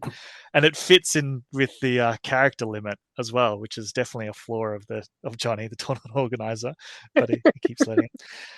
So that first year, we were having so much fun and yelling at each other, yelling at everyone else. When they announced, I think we gave out dice that year as well. And when I went out we give a set of Nonna dice to a coach at the tournament who is the most Nonna-like, that embodies the spirit of Nonna. And when I went up to announce that, Johnny just said, and the Nonnas have an announcement. And we all yelled at him, the 6 of us, say the full name of the team. And just ribbing him, So after that, all the prizes were given out and we placed, around mid-range as far as our win-loss ratios go. And that, didn't really bother me at all. And there was prizes for best painted, and that was great. There's prizes for there's a wooden spoon, there's the sports person award, and so on. And I was a bit disappointed that that year there's no prizes for a squad besides the best place squad, because we put so much effort into being annoying and rowdy and enjoying ourselves, and we were definitely having the most fun there as a team for sure. Especially if you looked at the top tables, we were having way more fun than those guys were winning. And so after that, I was chatting to Johnny a bit, and he said, yeah, like after you guys really brought it, you were having so much fun, I decided to bring in an award, which is for the best themed squad. And so now from the next year onwards, the best themed squad award came in. And that was last year. And yeah, that year we brought 3 full squads. So 11 other coaches were like, yeah, let's do it. So we had all in the same colors, slightly different jerseys, 3 different name teams. And we were supposedly competing against each other for the best themed squad, but we were rowdy. We had a little bit of competition from the other squads, but not so much, and we won. We got given the prize glass mug award for the best themed squad at the big. Yeah, run through the names of the three Nonna teams. I think one of them had therapy pets in it somewhere. Yeah, so Nonnas Orphanarium for the kids of parents who didn't go for it good, and Damien, he was the captain of Nonnas Therapy Pets. Nonnarona's Therapy Pets? Nonnarona's Therapy Pets. So we were the stunty-based team that had all the stunty crew in it. So we had our adorable little goblins and our adorable little skinks. So they were so cute and so therapeutic, and definitely weren't a menace to anyone else at the tournament. And the third team was Nonna's Disappoint Mints.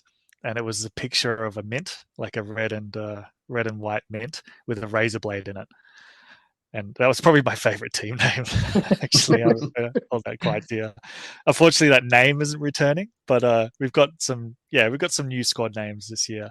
You'll have to wait and see what our new squads are for this year. We've got 4 new squads ready to rock and roll. I think your squad will still be the same name, but we've got some new artwork, some new jerseys, and some new squads ready to go for Big V. Because Damo will be part of it. I'll be part of it. We're tripping down from Queensland. Do we have anyone from New South Wales going here? Yeah, we do. We do. We've got two coaches at least. Yep. Yeah, cool. And obviously, I think you've explained in reasonable detail that it's about focusing in on the game, and as a way of doing that, you're kind of supporting each other. If there's people out there that are interested in the Nonnas, now you're not an open group, right? There's an application process before you can jump on the Discord. Yeah, how do people go about being involved if they're interested? What's the application process? How do you apply to be a part of the Nonnas if you're interested at all? Well, I call us a first name basis league. So the application process is quite informal in that in order to join, we need to know you on a first name basis. So, to be friends, to maybe play in the same league, or whether that's online or in tabletop.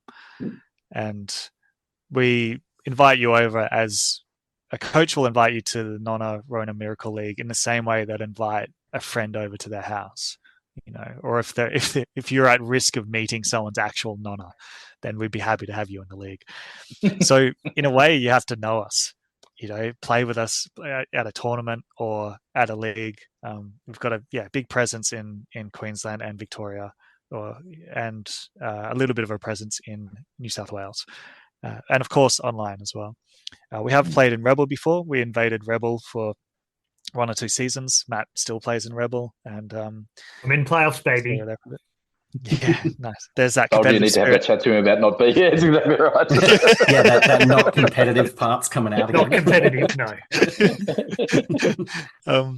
And so, I think that's pretty much it. Know us. You have to know us to get involved. Yeah, cool. And so that's the application process, and largely that's because I'm quite protective of the culture that we created in there. Culture can both be delicate and really robust, and if I invited a bunch of, say, really competitive players that only want to do the cutting edge builds and the type of play that's only seen at tournaments, then it would affect the culture we have of learning and doing silly things, and but also playing with our friends. There's that balance in there it could affect. So yeah, there's something about that's really special, and the way people come to it by being invited by other people, invited by friends, seems to really work for that. Nice. And look, I just want to really say I'm really pleased to make the presence of the Nonnas a little bit more widely known on Down Underworld Denizens, and in particular, just that culture that you guys have of actually, while you might rib each other and give each other a hard time, at the end of the day, you're there for each other. The example I used with Matt when we were chatting about this before was you're a little bit like a men's shed, but for people who aren't retired yet. So, I think, that kind of idea that you're there for each other, I think is really powerful, and I really encourage you guys. And I'm really interested to see, Nonna Rona seems to be not as deadly as she used to be. And so, yeah, I'm really quite interested to see how the group adapts post-lockdown. I won't say post-COVID because I don't think that's true. But post lockdown. So thanks for coming on, guys. I'd really like to say, Damien, Hugh, Matt, really thankful for you guys coming on and talking a little bit about Nonna Rona's Miracle League. But all right, let's have a look at what's going on globally, because we are Down Underworld denizens. We're interested in being down under, but we're also interested in being world denizens.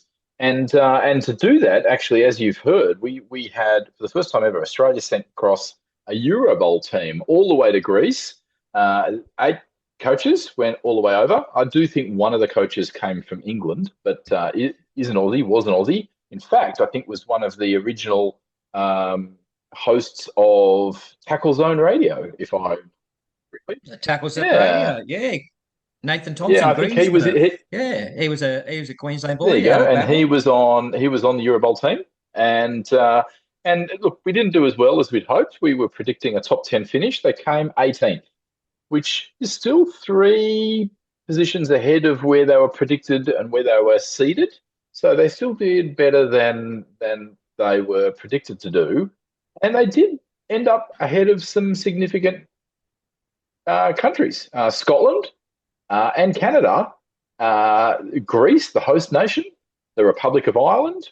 All those countries ended up lower ranked than Australia. So certainly, I think the lads can hold their heads high. While I think they had a couple of losses that they really would have liked to win, and it was pretty touch and go. I think they can still hold their heads high and say that for a first Euro Bowl, they've certainly shown they're no easy beats. And well done, lads. Really appreciate the effort you went to go and represent. And I think the next one is in Poland. That would be cool as well. If my daughter has anything to do with it, we'll go. She's got a friend who's got Polish heritage, so anything to do with Poland, she's a fan of. We're used to you. And speaking of Euro Bowl, we are now going to talk to one of the attendees, Alex McAuliffe. And we are live in Around the Ground segment talking to Alex McAuliffe. Alex McAuliffe is the tournament organiser for the Jolt Cup series of tournaments that happens in the ACT. We're going to specifically talk about Canberra and the ACT with Alex. Alex, welcome to the podcast. Thanks, Babs. Good to see everybody, or talk to everybody. Yeah. Likewise, it's great to have you on the podcast. In case people didn't know, I'm an Australian capital terrorist, born and bred. So I was born in the hospital they blew up. So Canberra Hospital was where I was born. Lived there for a long time, and only after I left did I start running CanCon. But it's not about me. It's about what's going on in the ACT now, not some ancient history. So, Alex, tell us a little bit about what's happening with leagues in the ACT. How many leagues are there? Do they interact with each other? Yeah, what's the lowdown on Blood Bowl in the ACT? Right. Well, at the moment in league world, there is only one league running in Canberra and the Canberra region, which is being run by myself, which is the Canberra Region Blood Bowl League, or Crabble. And at the moment, it's got 18 coaches competing. So it's kicked off at the start of this year. It's in the second season. Second season started 29th of July at 23rd of December. And as I said, 18 coaches. At the moment, it's split across 3 divisions. So everybody plays each other once for 5 rounds. Then we have playoffs for three rounds after that, and sort of 3 weeks per round just to make it work. We're always accepting new people in. We always want to try and grow people in and get more people playing, and it's a good mix. I mean, you've been down here in Canberra, you know a lot of the old heads which we were talking about before, but there's a good mix of oldies and young people as well. There's a lot of kids coming through from some of the there's a high school league that one of the teachers runs down here. We're getting a few kids that graduate and then come into the league as well. So yeah, it's quite good. And to come from the defunct ACT Blood Bowl League or Southern Valley Blood Bowl League, which stopped running in COVID sort of 5 years ago, it's sort of come back out of nowhere to get 18 coaches, 22 different people across the last 2 seasons, but 18 at the moment, and actually get people playing again, which was good.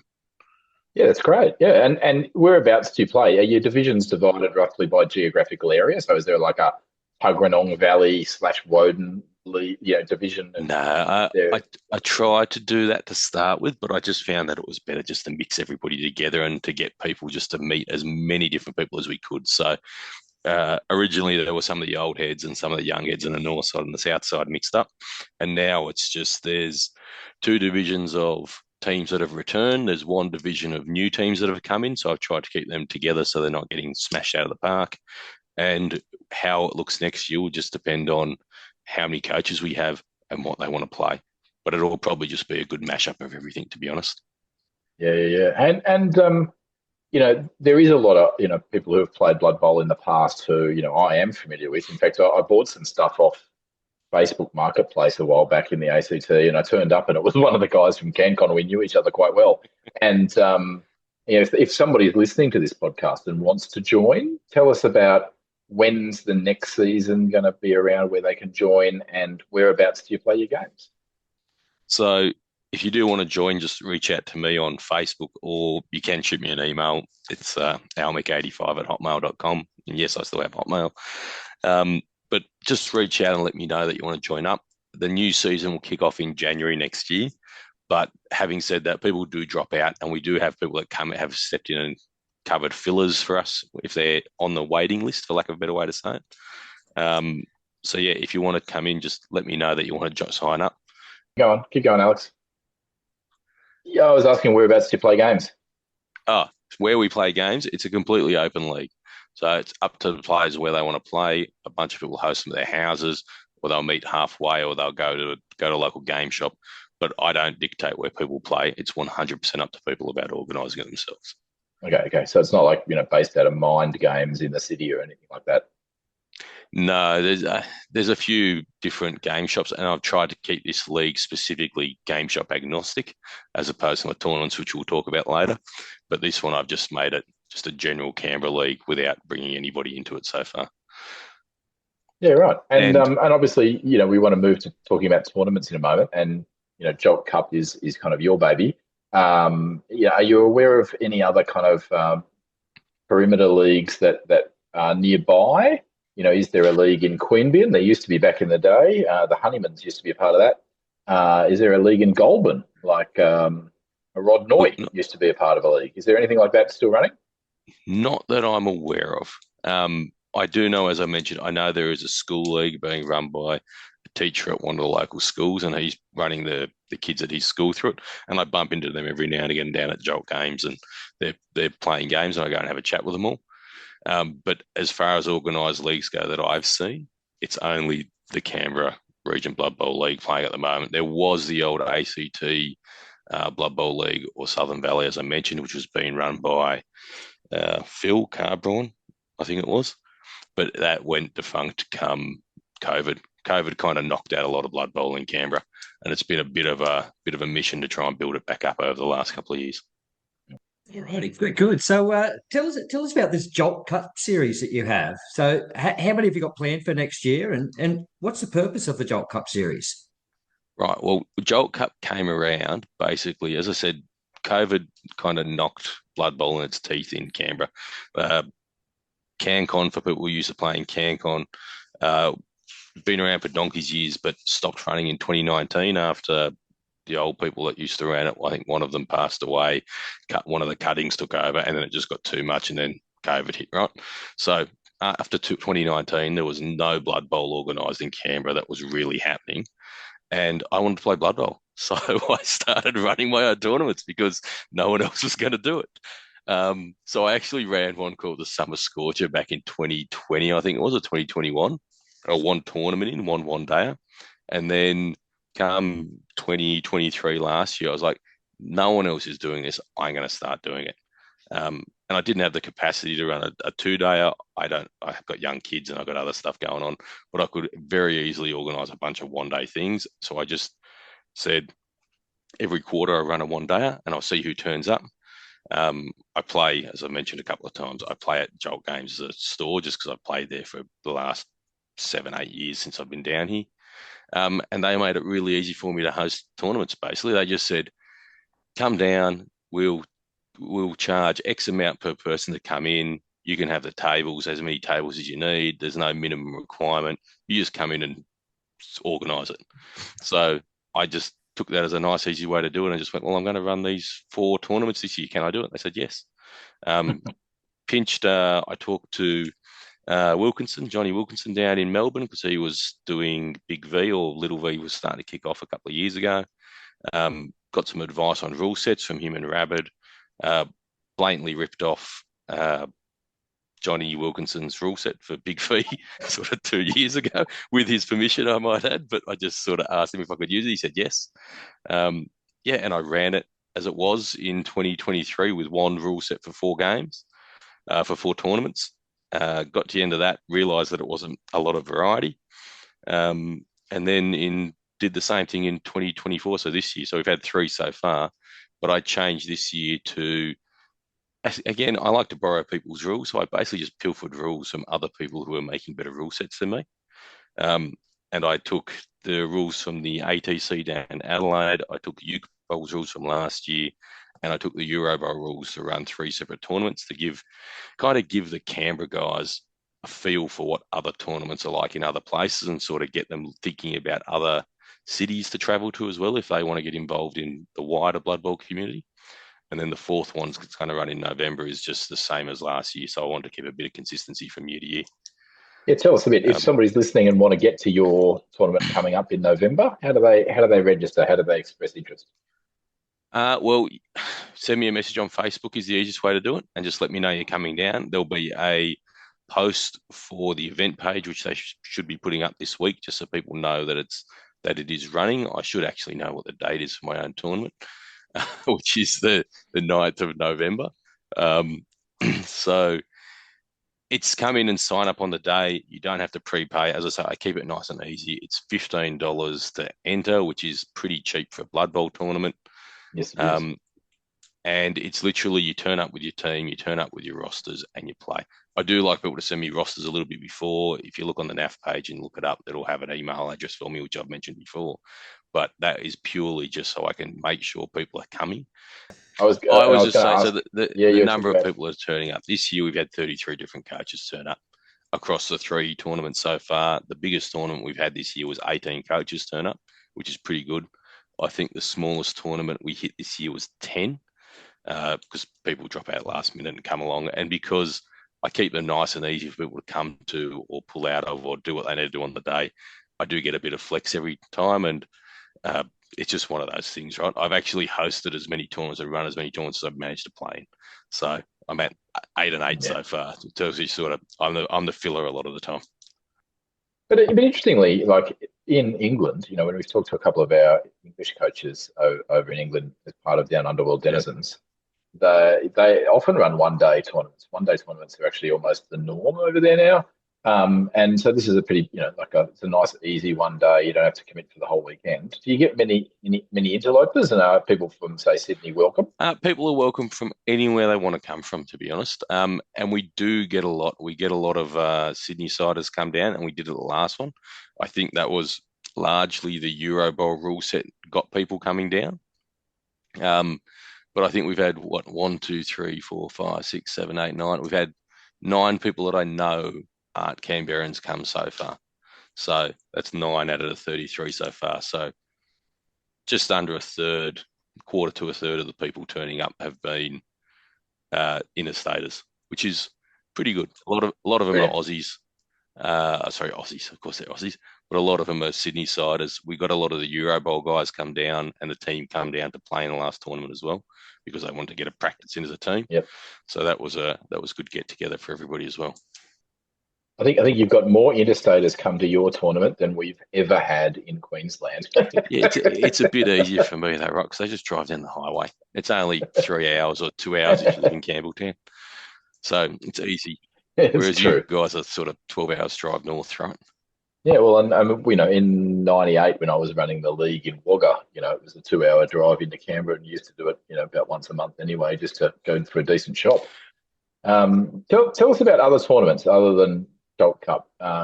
There's the big one, the big Keystone one we'll talk about in a moment. But, back in the day when I was teaching down the far south coast of New South Wales, there was a Canberra Cup. I actually won Best Painted Team at that event. Are any of these other events that, it seems to have been not quite a stable sort of tournament names? They all in kind the ACT? of... WinterCon yeah, they all and kind so of on. died, to be honest. So, like I said, in 2019 with COVID and the ACT Blood Bowl League sort of ending, that meant that a lot of the teams dropped out, and a lot of the people organising it sort of stopped being involved. So it was kind of dead for 4 or 5 years in Canberra. But the old Canberra Cup you're talking about, as far as I know, used to be run as part of that ACT Blood Bowl League. So the guys that ran the league or were involved in it used to do it so that they could play with their teams in a tournament at the end of the day. So I think that's how that started. I actually, last year with the Jolt Cup, I actually accidentally took the Capital Cup name without realising it because it just sounds nice. So I kind of just absorbed that name in. But it hasn't run. There hasn't been a lot of other people running anything in Canberra for a while. Tribal ran Joker Bowl sort of 7 years ago now, and he always talked about running another Joker Bowl, but he's not really involved in Blood Bowl as much anymore. And I'm working on it, right? So Jolt Games, the Jolt Cup, which might get a rebranding next year, is going to look at consolidating into a single 2-day tournament as well for 2025. I reckon you should get sponsorship. I reckon you should get Jolt Cola on board. Just go for Jolt Cola. I'll go and annoy a bunch of people about sponsorship. I haven't done it because I'm attached to the Jolt Games at the moment, right? So I feel bad about bringing other people's models to hand out and stuff like that in someone's game shop. But next year I might pull it out and run it separately at a club or something like that.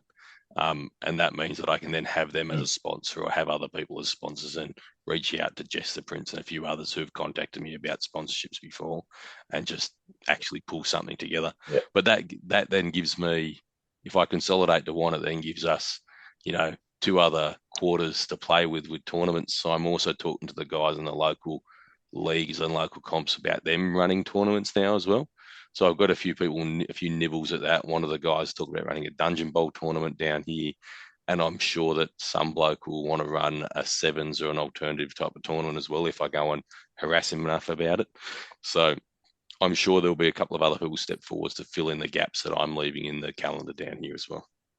Just tell some bloke he's got to stop playing with the same models and telling us every year they're a different. He's got a new gnome team, which is nice. It's a bluey themed gnome team. And it has the little bluey dogs, and it has a little stumps for Treeman from Stumpfest, and it's Chattermaxes running as Beastmasters. I think it was quite cute, but it did ruffle a couple of feathers, to be honest. But no. Well, no, the issue is that every Eucalyptus Bowl he shows up with the same team, and they're miniatures that he bought at various Eucalyptus Bowls throughout the year, so they're cool models. But every year he's like, no, these are Black Hawks now. Oh, and the previous year they were lizard. That's the little Aussie animals, isn't it? I bumped into those, and he's playing Snotlings, and my eyesight's not the best to begin with. I'm like, I don't know what these things are.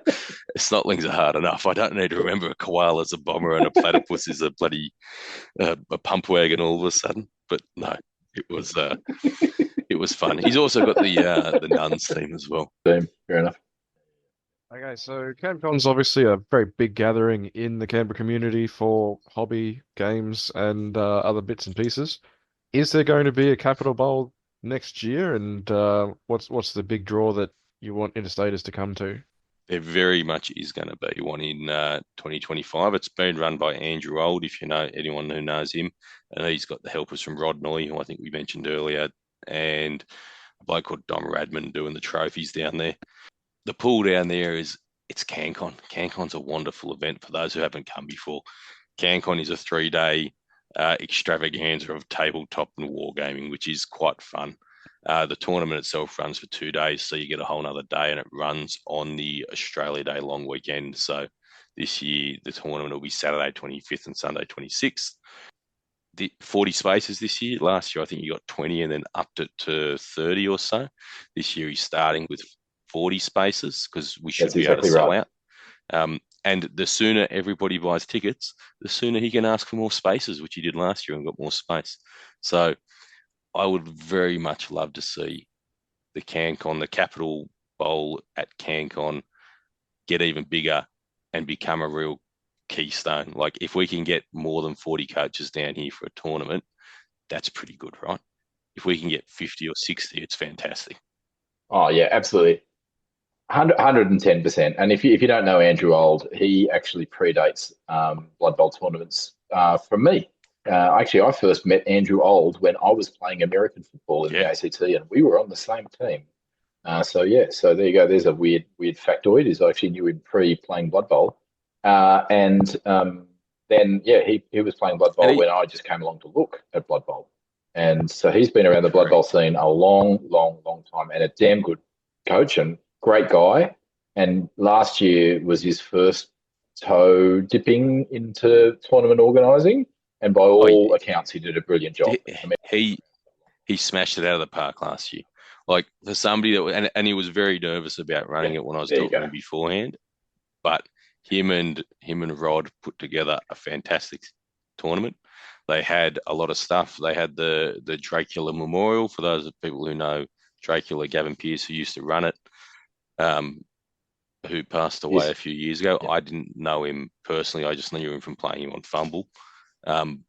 But he's got a lot of good things going in there.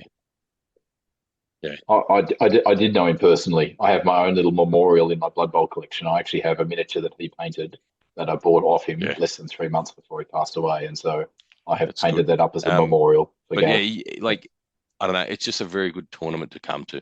It gets a lot of people that aren't traditional Blood Bowlers, so you do get a lot of people turn up just to play at CanCon and to give Blood Bowl a go. From what I could see, he had a very interesting mix of people turn up at this year's tournament at the start of the year, but it was quite good. There were so many people who turned up just to learn. There were a lot of new faces, a lot of old faces who had Clay down here as well, and Fode, for those who know them. I think Fode ended up winning 5-1 or something like that, 6-0. I can't remember. Did he beat me?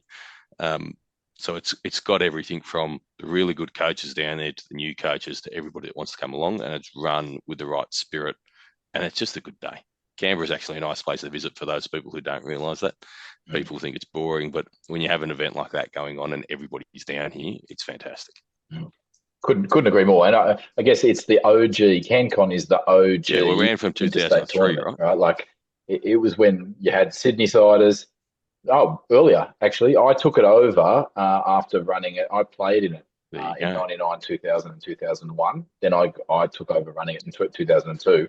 So it predates the NAF. It's been running Blood Bowl since second edition days. So it goes back to, really old.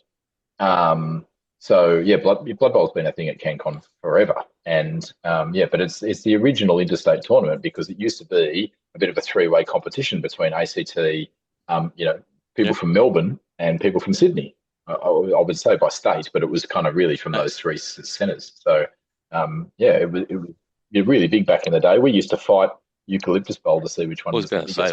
It was a major. It was the Australian major for ages before Eucalyptus Bowl took over, right? So it has. It was. That's exactly right. Yep. I got the title and I held on to it until I had to, until I stopped running it, and it's remained the major under Clay. It's had a few different people running it, but it's quite good. And for people who love competitive Blood Bowl as well, Canberra has quite a good calibre of coaches. We've got a number of people who have won the Uke Bowl as a major. We've obviously got people who've won CanCon as well because it's down here. But we have quite a lot of coaches who are up the pointy end of Australian Blood Bowl as well. You got the Cuttings, you got myself, you got the Hodgmans who've gone up and played quite well at Youth Bowl recently as well, and they're quite new coaches. You got Rintoul, you got Oldie down here. You got a lot of actual experience down here that I don't think a lot of people realise exists. But when you come down and you play against them, you got a lot of very, very good, very, very experienced Blood Bowlers to play against as well. Yeah, and as you've already said, the other big draw card for coming and playing is it's part of a big convention. You know, we've kind of really almost swayed too far the other direction, that we don't really have a lot of tournaments part of a big convention. So, you know, in between, if you finish your game early, you can fill that time by walking around the stalls. You can have a look at the bring and buy shop. You can look at the other games and whatever else is going on, the other games of people playing from other systems. There's buckets to do in between your games. And you got a whole nother day to do that as well, right? So like the convention goes for 3 days and the tournament only goes for 2. So you got all of Monday on the long weekend to go and check out everything else that we're trying to sell and see what's going on. I remember back in the day, everybody used to come back and go, "Oh, there's another Blood Bowl team in the bring and buy." And we used to send everyone down to snap it up. I've certainly picked up a few of my 3rd edition orcs that I put together from there we go. There we go. All right. Well, look. Thanks for coming on, Alex. Is there anything else you'd like to shout out on Down Underworld Denizens before we say goodbye? Look, just a general shout out to everybody that's obviously playing the Canberra scene. Thank you for coming down. Everyone that travels down to play, thank you for coming down. And yeah, I just hope to see as many people playing Blood Bowl in Canberra as we can, and also going to the Ozbowl State Championships next year, and hopefully bringing the championship back to Canberra if we can get a good competitive team over there as well. Yep. Unfortunately, I'll be fighting to do the opposite, but you know. Yeah, I was going to say that. Them's fighting words. You're talking to 3 people here trying to get onto the Queensland team. But obviously trying. Let me throw it out this way for you. At the Uke Bowl, which is the current major, I'm pretty sure a Canberran has won it 4 out of the 5 last time. That is true. So that is true. We have a pretty decent go at winning majors down here. Yep. Look, thanks so much for coming on, Alex. We really appreciate the experience you bring.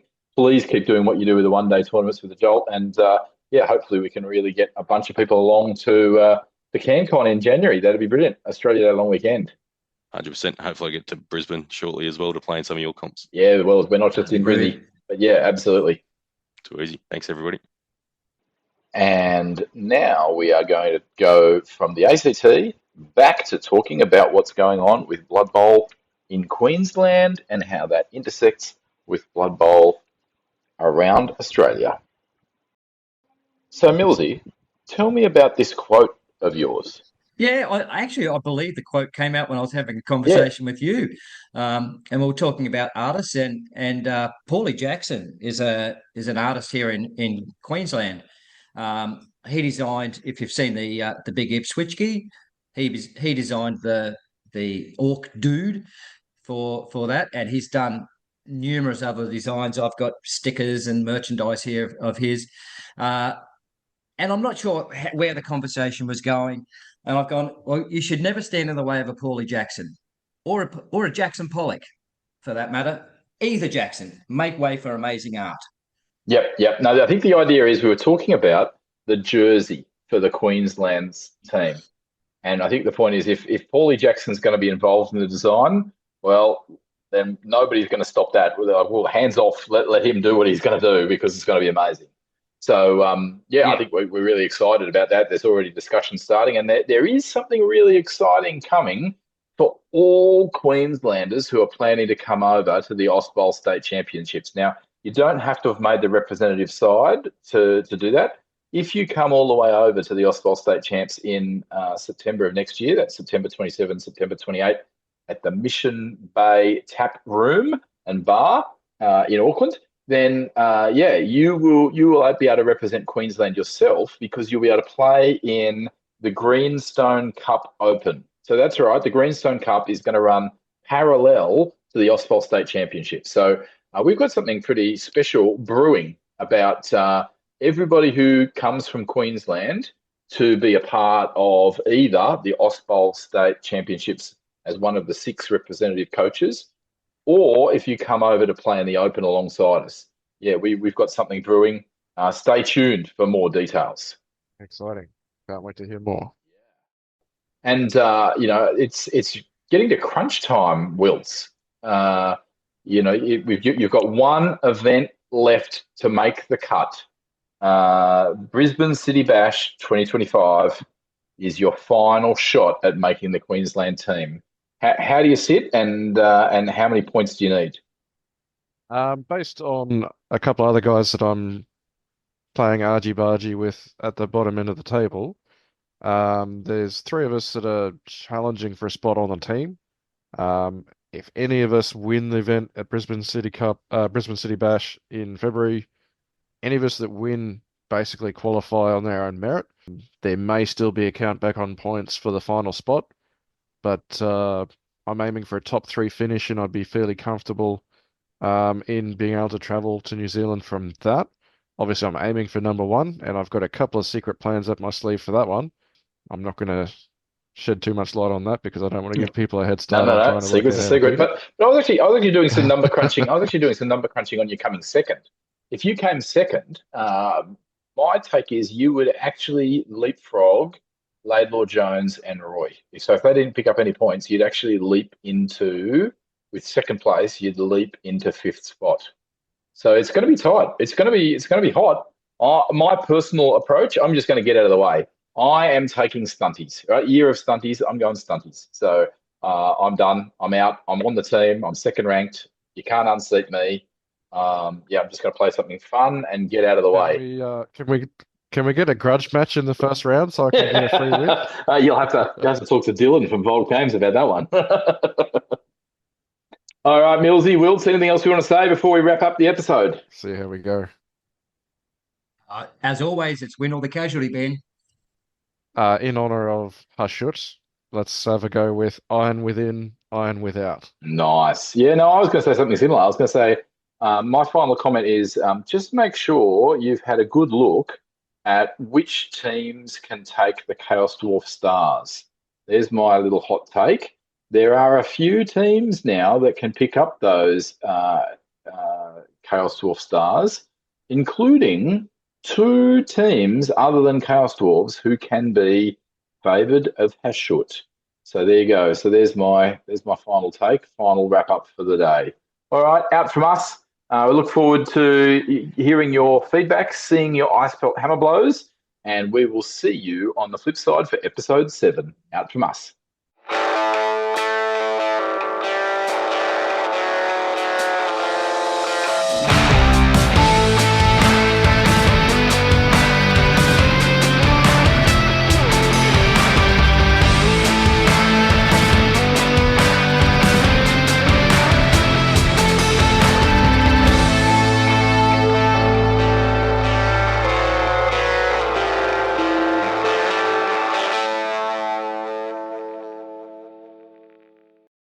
Underworld Denizens discusses games, workshops, games and products such as Blood Bowl, Gutter Bowl, Dungeon Bowl and Crunch. We also discuss other fantasy football board games and concepts from other companies such as Dread Ball, Guild Ball, Grind, Elf Ball, Myth and Goal, Blitz Bowl, Chaos Ball, Monsters of the Midway and Feud Ball. We discuss products and services such as miniatures or software made by producers suitable for several of these board games. Games Workshop terms and conditions in point 2.1 state they grant the user the non-exclusive right to use their authorised intellectual property for broadcasting and other media-related activities such as commentary and opinion pieces, blogs and other similar informational and descriptive purposes. Down Underworld Denizens respects and honours these terms. That's brilliant.